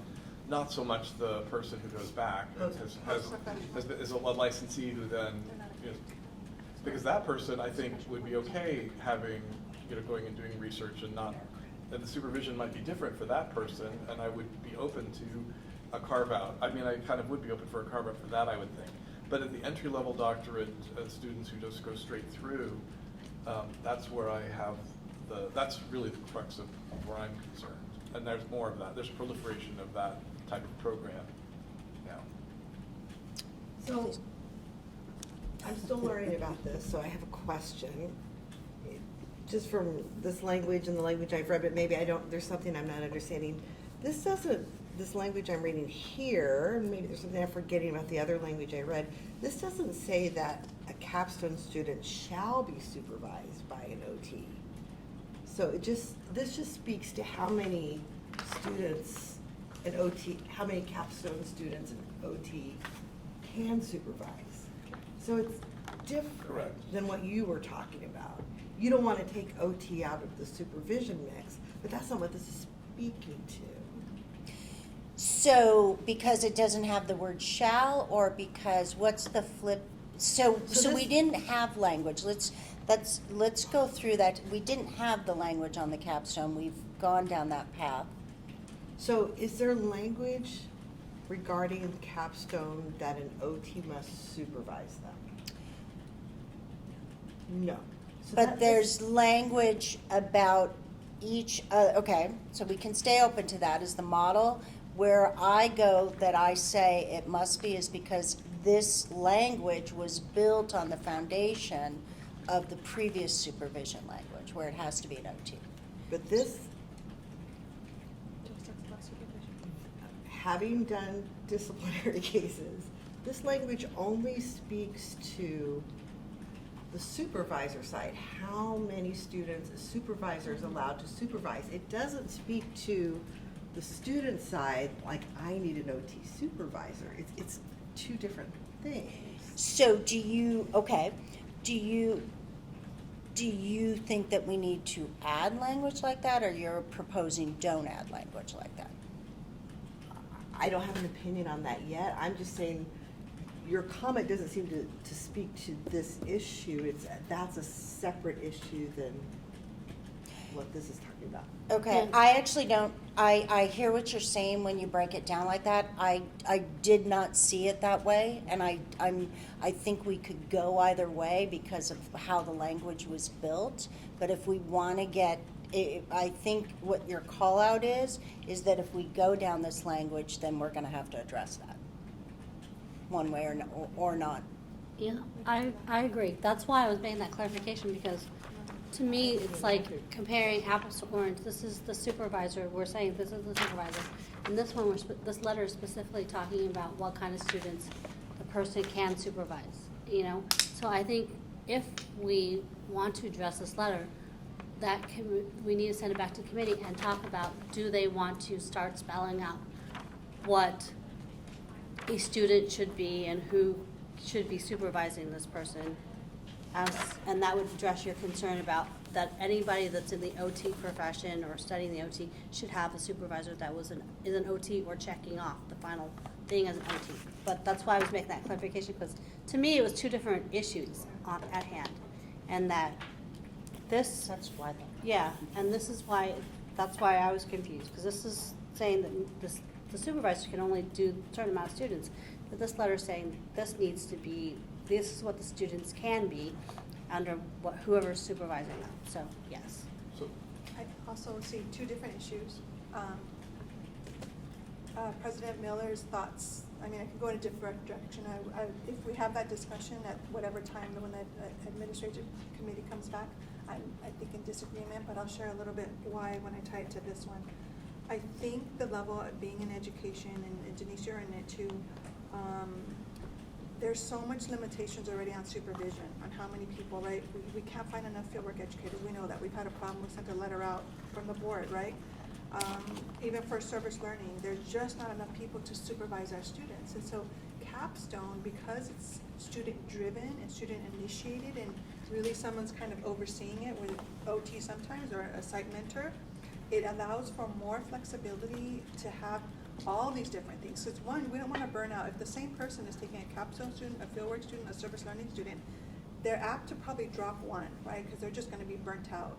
So I think what they're saying is, don't put a number on how many people this that we can supervise in terms of capstone, because it's not high stakes burden versus field work versus service learning, because there it's a more independent function, and you check in, you have a mentor, you have a site person that you're checking with, so it's really meant to be a little bit more innovative in terms of student driven, someone that's coaching, directing, supervising, and stepping back in these various roles. So I think they're worried that we can probably supervise more than 3 doctoral capstone students and be okay, because it's not heavy, high stakes supervision is what I'm understanding. But those are kind of my thoughts, and I'll stop there for right now. And all good comments. I actually don't think that we disagree, because I think we're picking up different nuances of what this discussion is, and I think that the way you've just reasonably described that, I'm not speaking so much about supervision, I'm talking about oversight. And so the direct supervisor can be tied as a subject matter expert, but I want an OT to check that off. Similar to when you present your master thesis and you have a board, you have a panel of people that weigh in. And so we can perhaps talk about that, you know. But I think what I'd like to do, if we're cool with this, is I'd like to get some weigh-in from our public here on this topic, who came specifically for this topic. Yes, the capstone, the entry-level doctoral program, you know, the experience does look really different, and it's really varied. So the fieldwork, you know, you've got the 12 weeks, the purpose there is that to learn what occupational therapy is and do that direct care. And the program, you know, they have these other areas to really expand and grow where OT can like support. So most of the students are doing like program development. So they'll go to a homeless program, they'll do a needs assessment, they'll say, here's some ideas of leisure programming that you can do, and so they're kind of providing that to a place. Or we had a student do a focus on entrepreneurship. So they're going to interview and observe OTs that work in private practice, learn about that, and maybe make education for current OTs that will make them more likely to go into leadership or private practice, entrepreneurship areas. So they just vary so much. Most of our students are not one place full time or doing direct client care, because the idea is that they're learning research skills, program development, leadership is like the main focus. So that's part of it, is that how much it varies and how unique it can be. But then also the supervision word, it's supervision, it's mentorship is the word that we're using in the ACO standards. It does say supervision or mentorship, but it's supervision of the capstone, not supervision of the services. And so really it's an identified capstone mentor, and the mentor does not need to be an OT. It's a content matter expertise. So it could be that OT that is in private practice, but it could also be a social worker or somebody who's worked at the homeless program. And so that's some of the terminology. Do we do like a back and forth? Do you sign off, do you as a program director sign off regardless of if that social worker is the supervisor? Is that already embedded as part of your? Right, so with embedded is they Yes. have a team, so you have the faculty, so the OT faculty will be OTs, so Mhm. I am the OT. And then on their team is a mentor who could be OT or not. A site supervisor is the word we have here, but most programs don't use that term. It's like a person at the site, so maybe it is, so it just varies so much where you go. So But they you a have that team. built into your system? Yeah, so the I am responsible for making sure it is in OT scope, that this is something that benefits our profession, that Perfect. serves a gap. May I ask a question? Yes. Before they get to their capstone, does everybody have their 6 months of clinical Yeah. experience that's been supervised directly by the OTs? Every single, none of them are folding that into their capstone? No, it has to, clinical that's the experience? ACO standard, it has to start after fieldwork is completed. Okay. Mhm. So, okay. So this clinical practice skills in this letter might not include, they've already gone through their, it'd be like a third clinical experience Right. as opposed to the Which two. we're trying to avoid, it's not supposed to be a third fieldwork, it's supposed to be an in-depth experience into one of these areas. And honestly, in our program, we've never done clinical practice skills, because that is met in other ways, and the needs for OT, we feel, are this kind of program development, advocacy, leadership type projects. And is that true of all other entry-level doctorate programs? ACOT lets you design your Yeah, you pillars. design. And so some schools are heavy with leadership, advocacy, DEI. No, but I Everyone- mean, that's not what I'm asking. I'm asking, are they getting their 6 months of clinical experience Yes. before they, Yeah, it's all part of before they ACOT. do the Required. doctorate? ACOT says you have to do that. Okay. So that would be a good thing for the committee too. Did you get a chance to read the letter? Do you have any thoughts? No, I agree with the letter. I was part of the letter. Yeah, of that And work group. tell me, just so I understand, so we can keep you comfortable, what parts do you agree with? I agree with the entire letter. As I was part of the working group. And so it doesn't feel like a carve out to you because, I don't know if I interpreted carve out as negative. Okay, I do think interesting. it's so that might be a difference in the understanding of the term, but I saw that as a compromise of, yes, a capstone focus on clinical practice skills, which we have not done, but I can see that that's very much direct client care, like in the setting, maybe they're learning about something with prosthetics or something.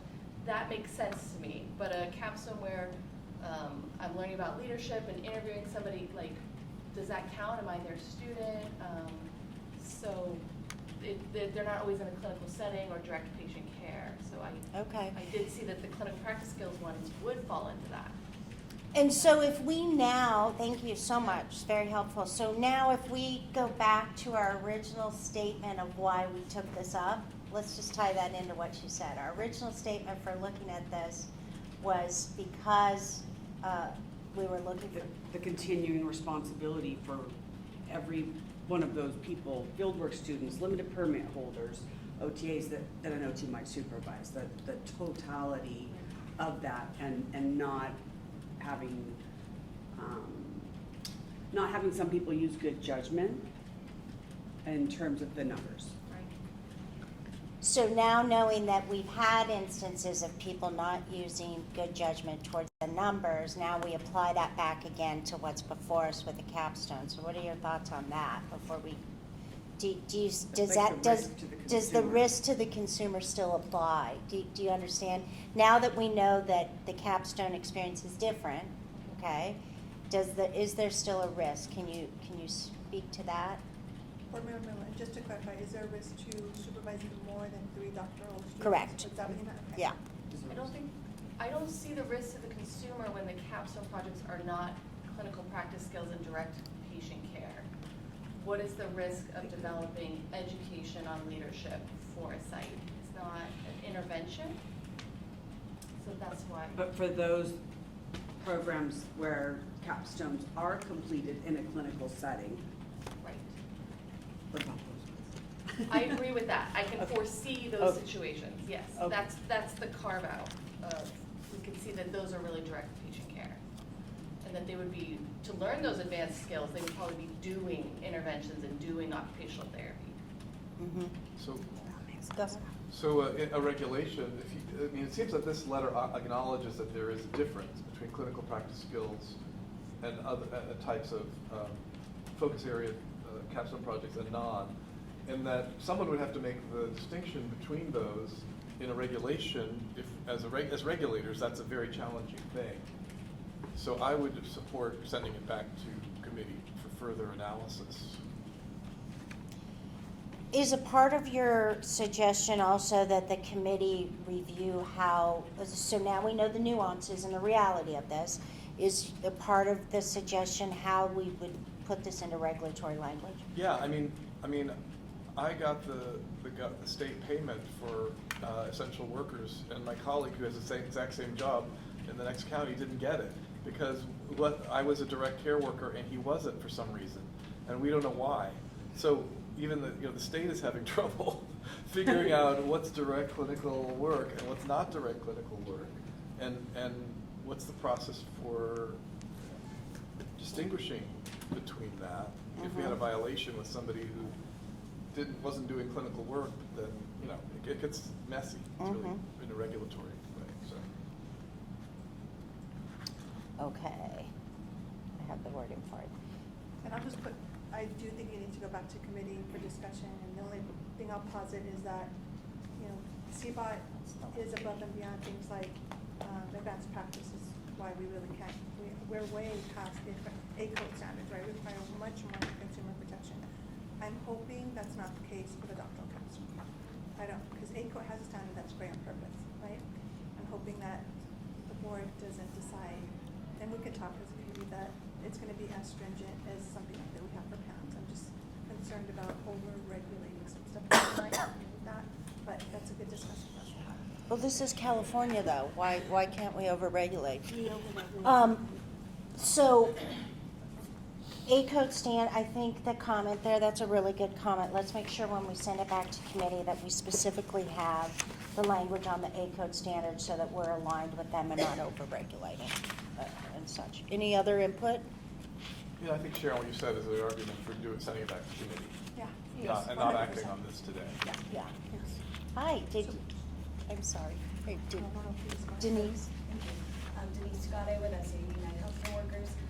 Wanted to appreciate the comments of Member Pavlovich around the limitations of finding supervisors and clinical placements. We've struggled with this with really all of our professions, and so yeah, just wanted to uplift that comment, and then also wanted to acknowledge the comment of Member Walter as well regarding the essential worker payments and the distinctions between direct patient care and what is not direct patient care. The view of SAU United Healthcare Workers is that if you're working in a hospital, if you're working in a healthcare setting, you're a healthcare worker.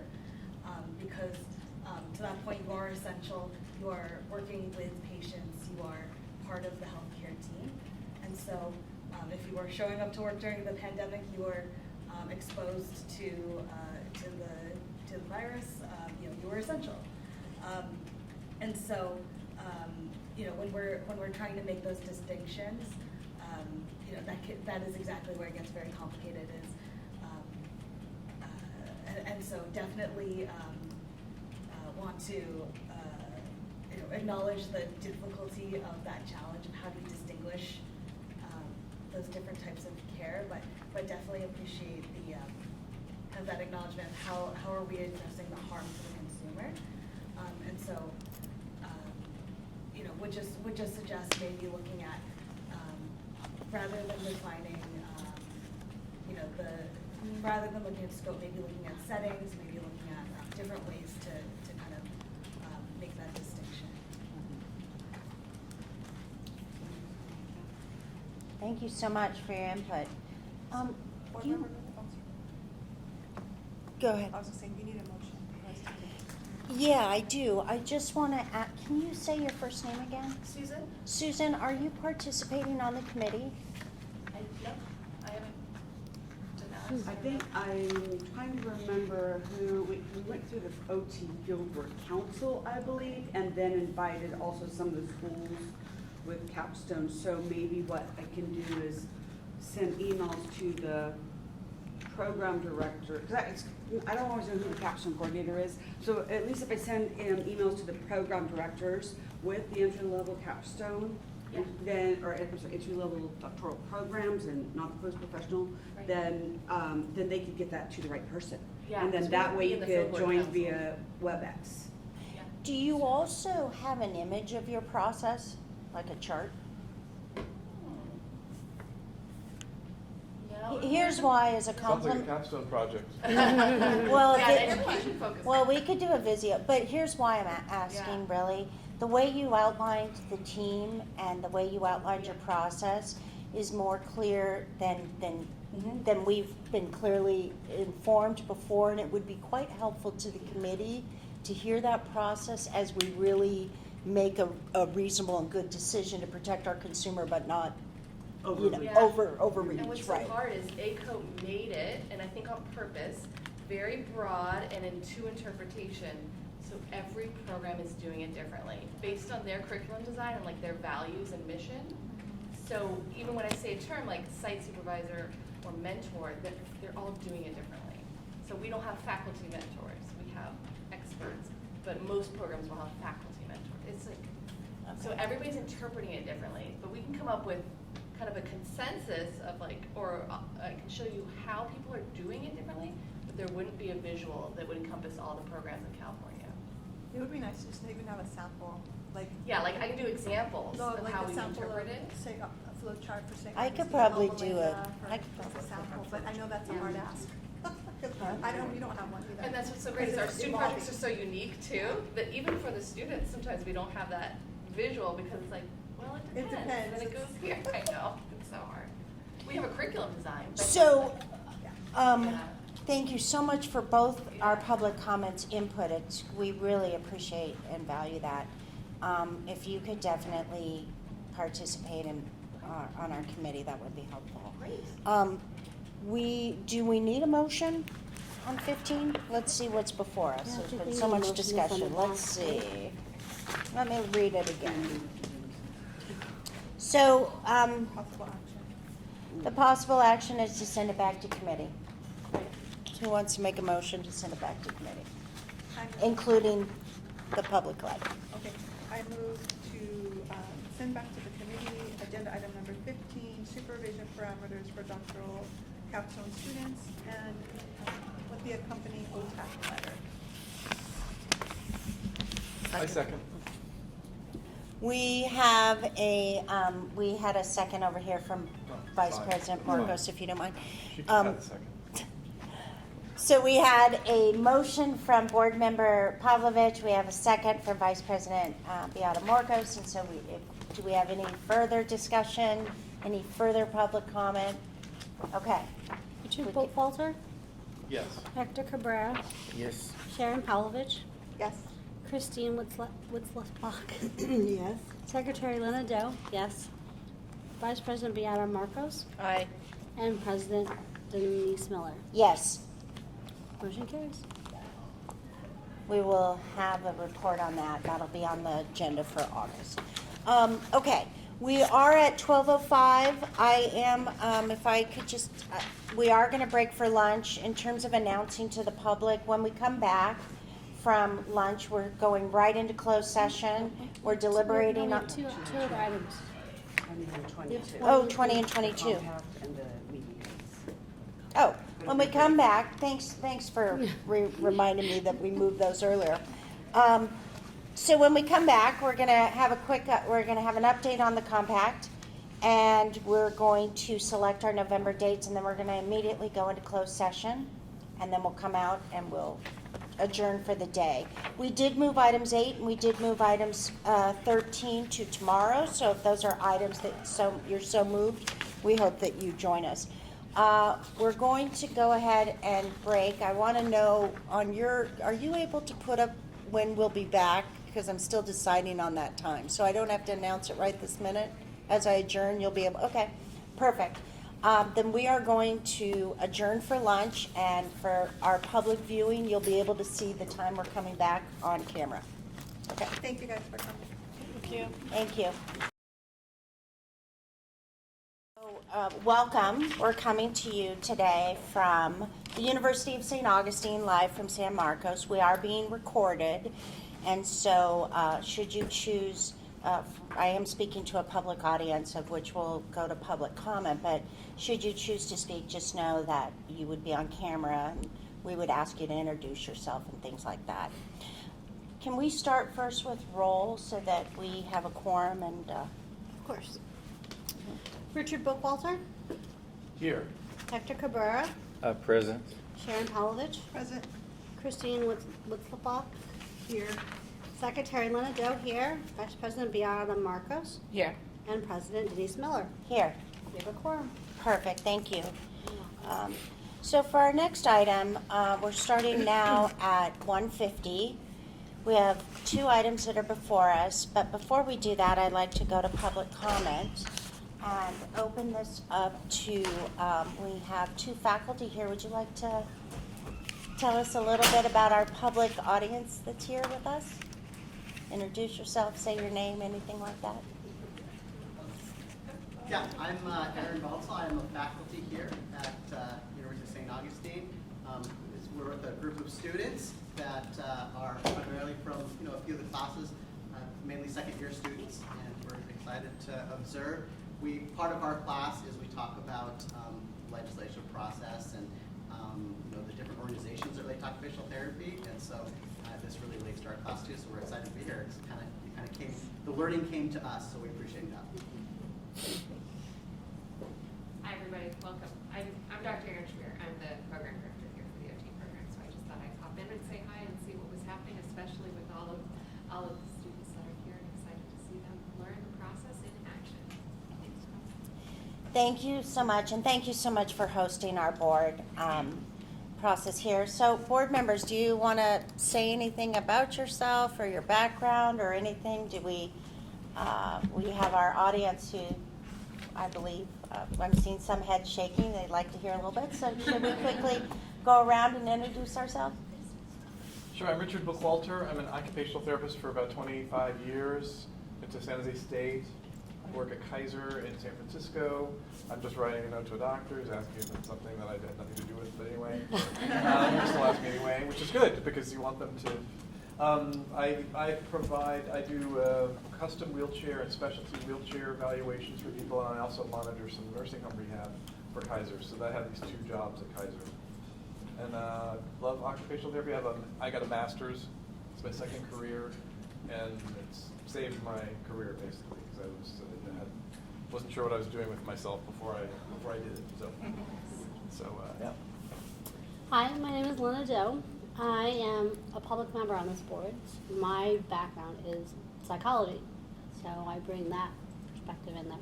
But I just learned that you guys do mental health stuff, so I want to learn more about that. So please let me know, because I think the interconnections of all the disciplines are wonderful, and I'd love to hear more about that. And welcome, and good luck on your journey, because I know it's hard. And my name is Hector Cabrera. I'm completing my first year on this board, and I'm also a public member. And I have a master's in psychology, and I'm very thrilled to be here and to meet you all. And what else? And I also have been working as a clinical foster care social worker with adolescents. Nice to see you again. Please include yourself. Oh, well, thank you. I'm Chris Brown, board counsel for the day. So I've been an attorney since 2005, mostly in litigation, so I'm just learning the ropes here today. But great to be here. Nice to meet y'all. Please. My name is Heather Martin. I'm the executive officer for the board. This board is my boss. I serve at their pleasure. And we have 2 staff people here also that come to provide support.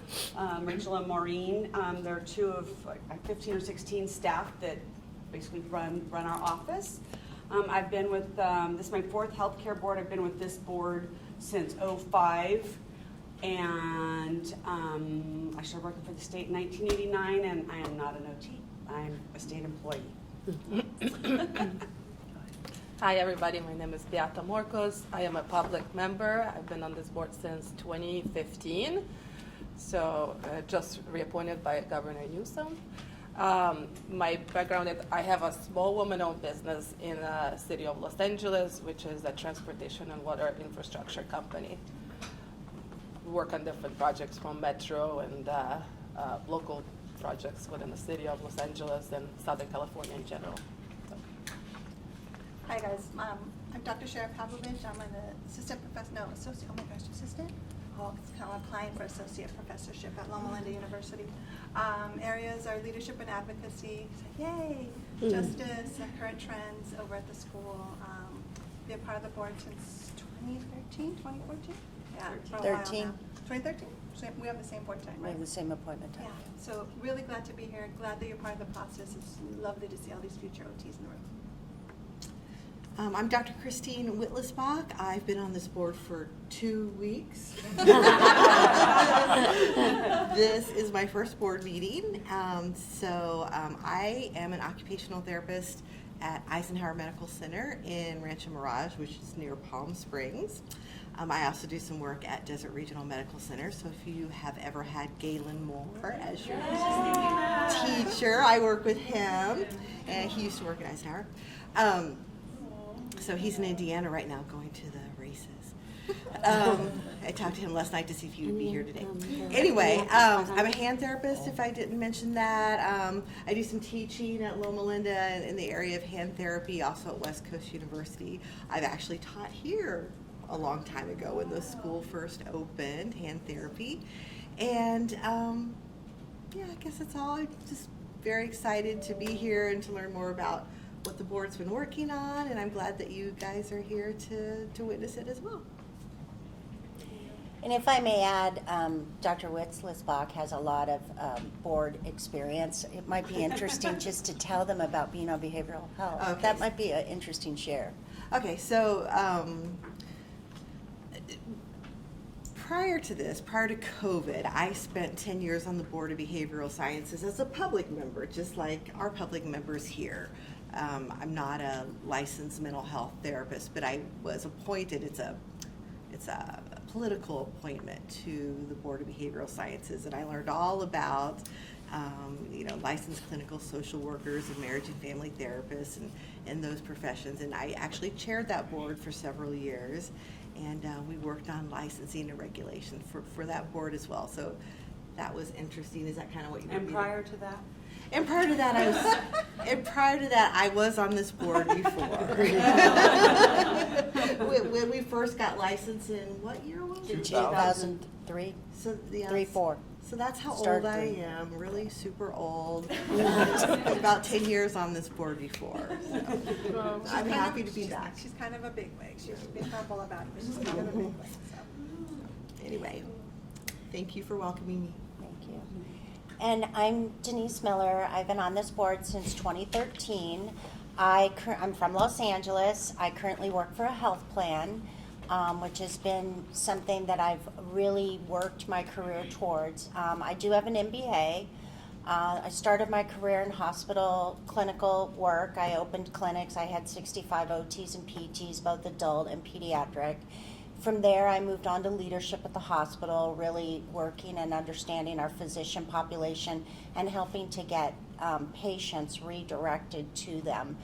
I did enjoy that a great deal from a leadership standpoint, but I really missed the patient population, and so I was fortunate enough that my employer allowed me to create an emerging practice area for seniors and wellness. So the first part of my career, I specialized in ergonomics and wrote a few chapters. In the second part of my career, I worked on developing a senior program, and I guess I would say I don't think it's the last part of my career, but all of those efforts really led to working on the health plan side, which has been a fascinating switch from being on the provider hospital side. And that's pretty much it. Let me see my hobbies. No, I'm kidding. I hope that was clear. I've been traveling a little bit crazy on the East Coast and literally landed Tuesday evening at 1 and drove here yesterday. So just trying to make sure I sound coherent, right? Okay. But with that being said, what kinds of questions do you have for for our public? You're allowed in public comment to ask us questions. You're going to have to help me navigate how we can answer, if we can. Can we take them down, put them on our website? How does this go? Probably best to take it down, and Okay. it's not on the agenda, so.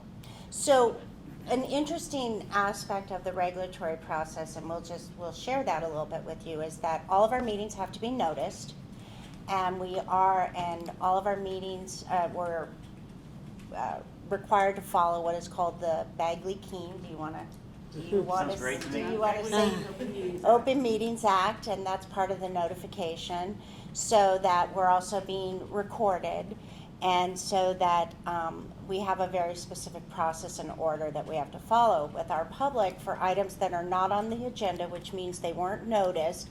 While you're here and we'll take your questions, we're not able to go through a response because they weren't noticed enough. But if we start with your questions, we can certainly follow up. Can I add on that? Yeah, please do. I think. Or do you want us to leave and you'll take all the questions because you can do that?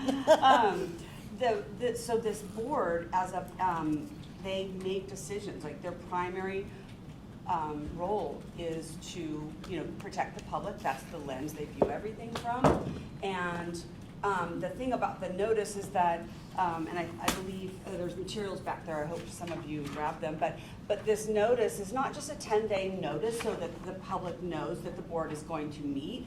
It's also very prescriptive, and these are the only things that they can discuss are the things on the agenda, right? Because you can't just, like in private organizations, I could go meet with someone and we could decide we're gonna do something and then we just execute it, right? This board can only conduct its business at a publicly noticed board meeting. So that's a little bit probably different than you'd be used to because there's a little bit more flexibility when you're not like in a regulatory role like that. So I just wanted to explain that's kind of the whole, this is it, gotta stick to this. But the two issues we are discussing, they're considered for public, so when it comes open for public comment, they're all up. Yes, absolutely, yes. That there is a requirement that the board provide the public the opportunity to comment after each of their pieces of business, right? They conduct their business here, and that's a very important part to include people, right? And so sometimes, as a regulatory agency, the board may be discussing something and going to go in a direction, and then members of the public, they weigh in, and then the board has opportunity to evaluate. Oh, okay, well, we didn't think of that. And they can actually shift like the direction they're going based on the public comments. So it's a very important process for you to be able to have that access because you really do. So if they were gonna, change the rules and you have to wear blue on Fridays, for example, everyone gets to weigh in on that. And this board is very open. They want people to provide their opinions and to give suggestions. And so that's a nice thing about having access to the board like this. Thank you for that. And then what I would also say to you is prior to us getting into our business is just to let you know that we have a full board, so that's a good advocacy and policy thing for you to know. We are appointed, so for example, board member Book Walters appointed by the governor, Linda Doe, board member Doe was appointed by the Senate, board member Cabrera by the Assembly, myself by the governor, Vice President Marcos by the governor, and the remaining board member Pavlovich and Wietzlisbach were also appointed by the governor. So you can see that there's a fair balance. We just recently went through, a year ago, our sunset, and basically to let you know what that is that's where we go back before the legislator and prove our worth. So that's a quick landscape for you of who we are and how we conduct our business. And now I think that we should get into our business. And if you have questions, and again, if you have questions for this board, I'll pause here. Do you have questions that you want us to write down and respond to? Okay. Then let's go ahead and move forward to an update. Agenda item 20 is an update on the occupational therapy licensure compact and possible board action. Just to provide a little bit of background, this item remains on our agenda and has been placed as a placeholder. California is not one of the states that's part of the compact. Within this packet, you'll be able to see all the states that are part of this packet. In previous meetings, we discussed it a great deal. We've had speakers come before us. We've had board member Bookwalter and our executive officer participate on the compact. The whole governing body and decision-making around that. And so what I'd like to do is, would you like to add anything from some of your work on that, just to give a quick background? I'd be happy to. Yeah. What is the compact? Have you talked about the compact at all in the class? So, well, it's a new thing. So there are these, right now, if you're licensed in California and you wanted to work in Nevada, you'd have to get a license in Nevada. If you live in Lake Tahoe on the wrong side of the border, you have to get a license in the other state. So each state has its own license. This is seen by some as a barrier to movement of labor across the state lines. And we've only been licensed for about 20, 30, how many years? 2000 is when the law passed for us to be licensed. So there's a movement, like especially in the military, when a spouse moves, it's very challenging because they have to get a license. Maybe they're going here for 3 years. Maybe they're going back, from California to Florida, and they might go back to. So they keep multiple licenses with these high costs. And so there's a mechanism for getting a license that is recognized in multiple states through an interstate compact, which is a contract. And so we're trying to, they're setting, AOTA and NBCOT are setting this up. And they did invite us, Heather, and when I was president, prior to Denise Miller being president, Heather and I got to go to meetings where they were organizing it. The PTs have got one, the speech therapists have got one, nurses have one, so there's other professions that have it, and they're trying to, it's a mechanism for allowing a person to practice without having to get licenses in every state. And they have to meet a minimum threshold of regulation similar to the rules and regs that we have.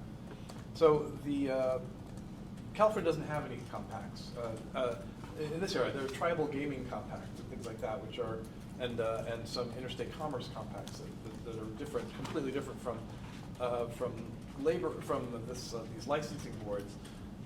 But none of the license, the nursing compact isn't in effect here. The legislature has to vote and say, we accept the terms of the compact, and they have to give up a little bit of power because the compact regulates things that supersede state law.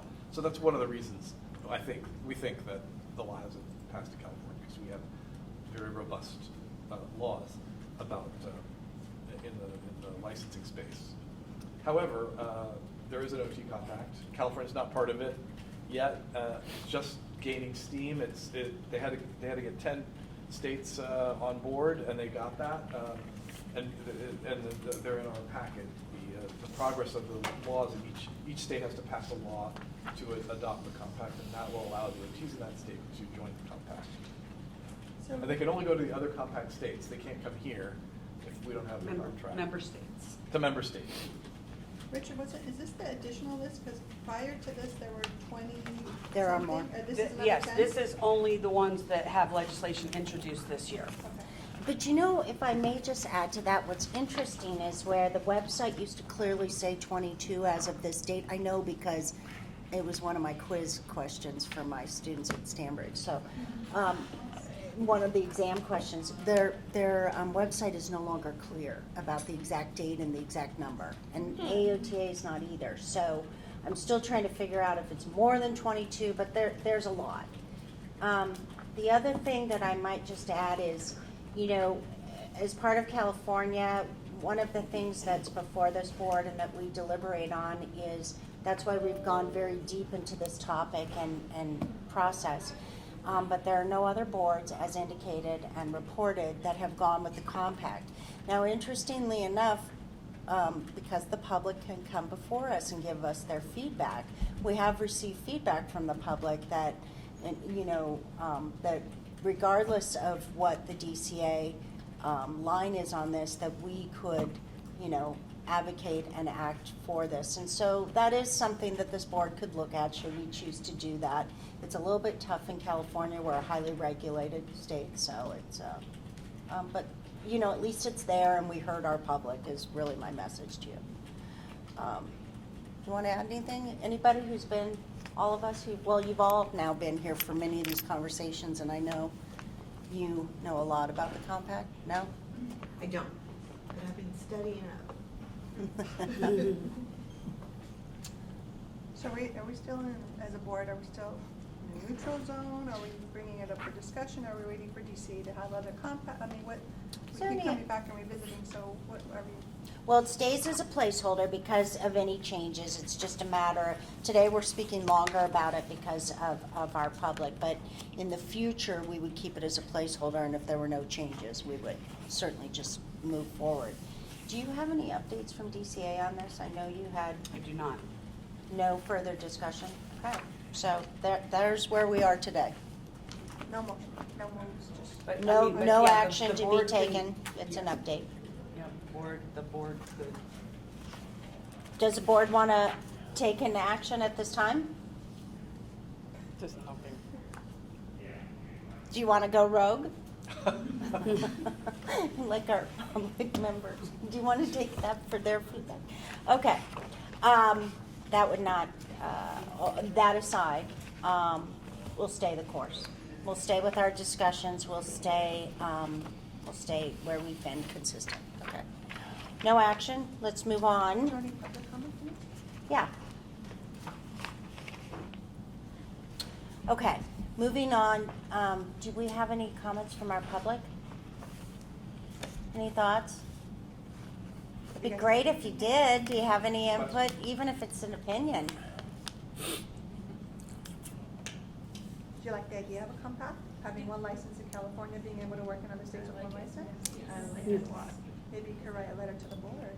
Can you imagine why people would be opposed to that? Or to your professional Who would be the association opponents? who's against it? Who would be the Or- opponents to a compact? Is it like a difficulty because it would be more competitive in other states? Because if you can work anywhere, then anybody can come and actually take your job if they move there. So that's why there's the issue. I think that's a very, I think that's the biggest reason that we don't have one. I mean, that may be the biggest reason I'm not in any of the professions. And enforcement. It's really hard if someone does something wrong in one state, now if they get to jump around to other states. Like, there's stuff in place to watch that, but I mean, that's a concern for a lot of people too. Any other thoughts? We did, just to add on to that, we did look very seriously at what it would mean for California, and I will tell you that our standards are a little bit stricter than the compact. In fact, we fingerprint. Did you want to identify any of those? The things that, in our discussion, there were certain things that we put out there that California has a higher standard, so it would be difficult. Yes, so the state of California, for all applicants for licensure, they're fingerprinted. I know you do that for your field work, but it's different. You have to do it for the licensure board because as a state regulatory agency, we get additional arrest information. But the compact in the beginning did not have fingerprinting, and later in the process, they were only doing federal background checks, not state and federal. That was one issue. It also said that somebody had to have not had their license disciplined in the last 2 years, which that's a very low bar. The other thing was that in the state of California, if an applicant is determined to have a background that might not be safe to practice, the board can deny that application and give the individual a right to a hearing, right, due process, right? I want a license, let me share with you why, kind of thing. And so if the board does deny that, that individual has a chance to come back. Well, that's not in the compact at all. So to the point of getting in trouble and you go to another state, the state of California has high standards, a very strong consumer protection lens that some of the other states don't quite share.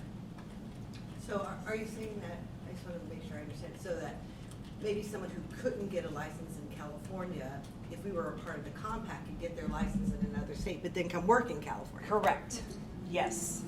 And that's, I think, probably the biggest concern. But because of our early involvement in the compact planning, they did add a few things. Like they added fingerprinting because we were saying it's never going to fly if you're not going to do fingerprinting, But they wouldn't come all the way to the standards that we have. So there's something in There's a they're gap. trying to do an average of the states.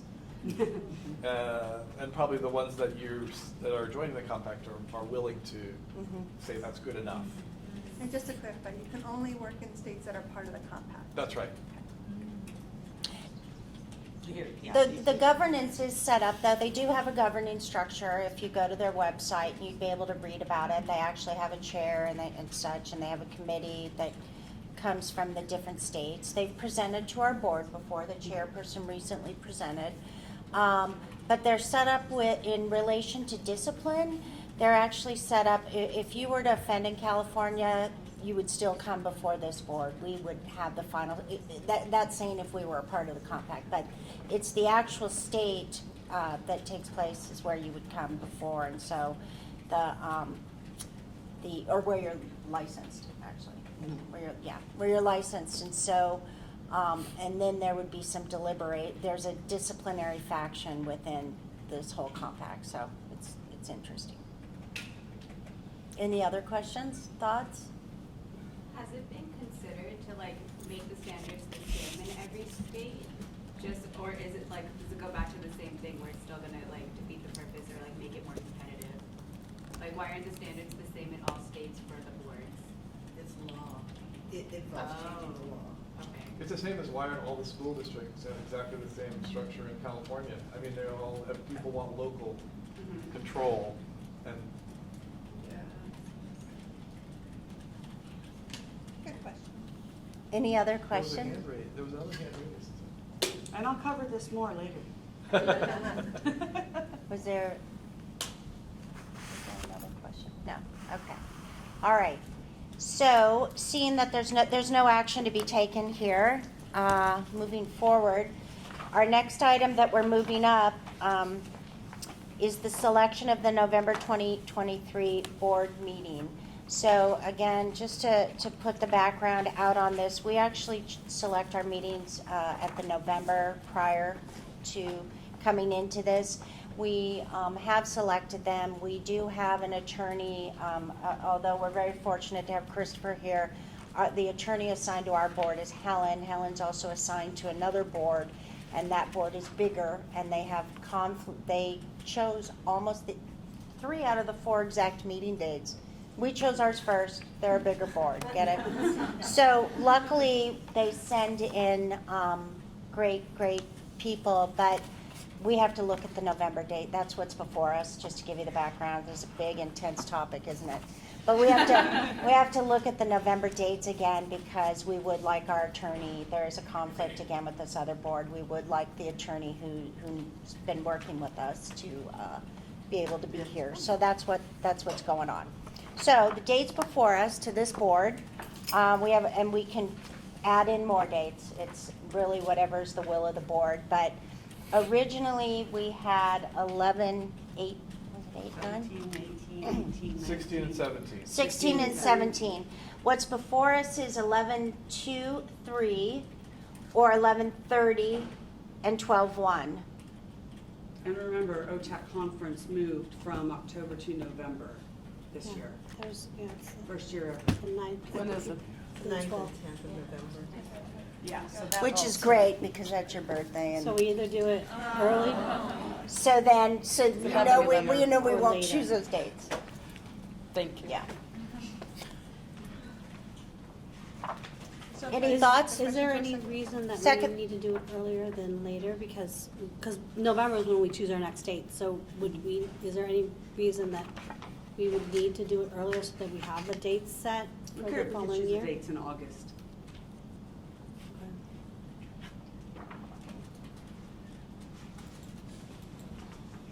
You know what I mean? I mean, we don't have any sunset or anything that legislation. You can't make the first? The other date Denise was supposed to say, November? 11, 2nd, 3rd, And the location will be, Los Los Angeles. Angeles. Los Angeles. that also takes a factor in dates. I'm working on the second side. That works. Say again? Second, third works for me. 2nd, 3rd work for you. 2nd, 3rd works for you. 2nd, 3rd works for you. In the past, we've held meetings adjacent to the conference. I'm not saying that we want to do that necessarily, but Isn't the conference in Santa Clara? Is it's it in Pasadena, Pasadena. it says. Oh, Is that's adds. 5 minutes from my house. I guess I'll have to go this year. There's no Oh. none of that. Well, is there an advantage to have it the same week? Well, that's a good question. We thought we could get More some. of a- more time off for people, right? Yes, the first time we did it, we got a nice group, but then it started, We did another time and then and we didn't nobody- get a nice group. yeah. Because people have to take an extra day off work. Plus, it would have to be Wednesday, Thursday. And then it would have to be Wednesday. or one day. Or one day. We could do a one day in Just November. a Thursday or something. Yeah. It's me, I'm that's just what throwing it I'm out. at I eight, mean, so- I'm not saying I'm one okay trip, it with would be only that. one trip to LA for me, but. Let's see, let's I'm okay with let's happening at the see. conference. I think there are a lot more students that go to the conference, or they'll be available for them. You better speak up if that's a no for you. Don't Yeah, make it. well, and it's also Veterans Day weekend. I mean, know. if it's a It 8. is. People with kids. Oh, yeah, that was another thing, because Veterans Day is the only state holiday celebrated that if it's on a Saturday, that you get the prior Friday off. Which So is that Friday. Unless Yeah. you would back it up further before conference and maybe do Wednesday, Thursday, or Tuesday, Wednesday. Except for birthday. That's right, because we can't Well, do it Mila's on a birthday state is holiday the because it's a Oh. state. So Mila's Yeah, on so no one Personnel. 11. They're all- It won't be. Well, mine is on Sunday, so it won't matter. Well, November 2nd, 7 and 8. No. or whatever. What about December 7th and 8th? Damn. I can't read it, I'm just. Welcome to my life. There's a whole It's bunch of not stuff I have to available to me. move. December 7 and 8 is good for me. Hanukkah, it's first day. Hanukkah's on the 8th, but yeah. Well, We can let So it- we can let him November know. 2nd and 3rd is off the table? No, second and third's still there. Of We can November? go- Yeah. I'm just saying, once you get into December, it's the holidays. It's just hard. Yeah. I can do it, and I will do it. I'm just saying if, Yeah, yeah. I mean, if. Holiday- Holidays lot of are parties better, that holidays are Saturday. better at my workplace that season. People seem to leave you alone a little bit. But it doesn't matter to me. So, first, second, so we were just looking at different dates. So we know, here's the good news. We know the 30th and 12th one's out, right? Okay, so now we're looking at 11. Unless it was a one day, that's. And did we decide no on the 8th? We decided no on the 8th? Did you put your voice up? Yes. You said you can't come on the 8th, or you're gonna, if I everybody. mean, I would prefer not to. It's my daughter's birthday. Okay, She's gonna be 5. okay, Wow. I know. okay. So then But I that mean, one, if I that have one's to. off the table. Do we know how much work we have to do? November's usually busy. Is it gonna be a 1 day or a 2 day? It all depends what happens I know, with the in our budget. discussion tomorrow and legislatively and. How many enforcement cases we Yeah. get. the- True. At the end of the year, it's usually busy. I'm okay with any of those dates. The That's 2nd, why. the 3rd, 16th, 17th. Mm. Should we say hard? Okay, so we are at 11-2 and 11-3. We're back to that? I mean, Let's works start for first with everybody, there, right? let's get some agreement. 11-2, 11-3? Works for me. Yes. Works for me. I'll be there.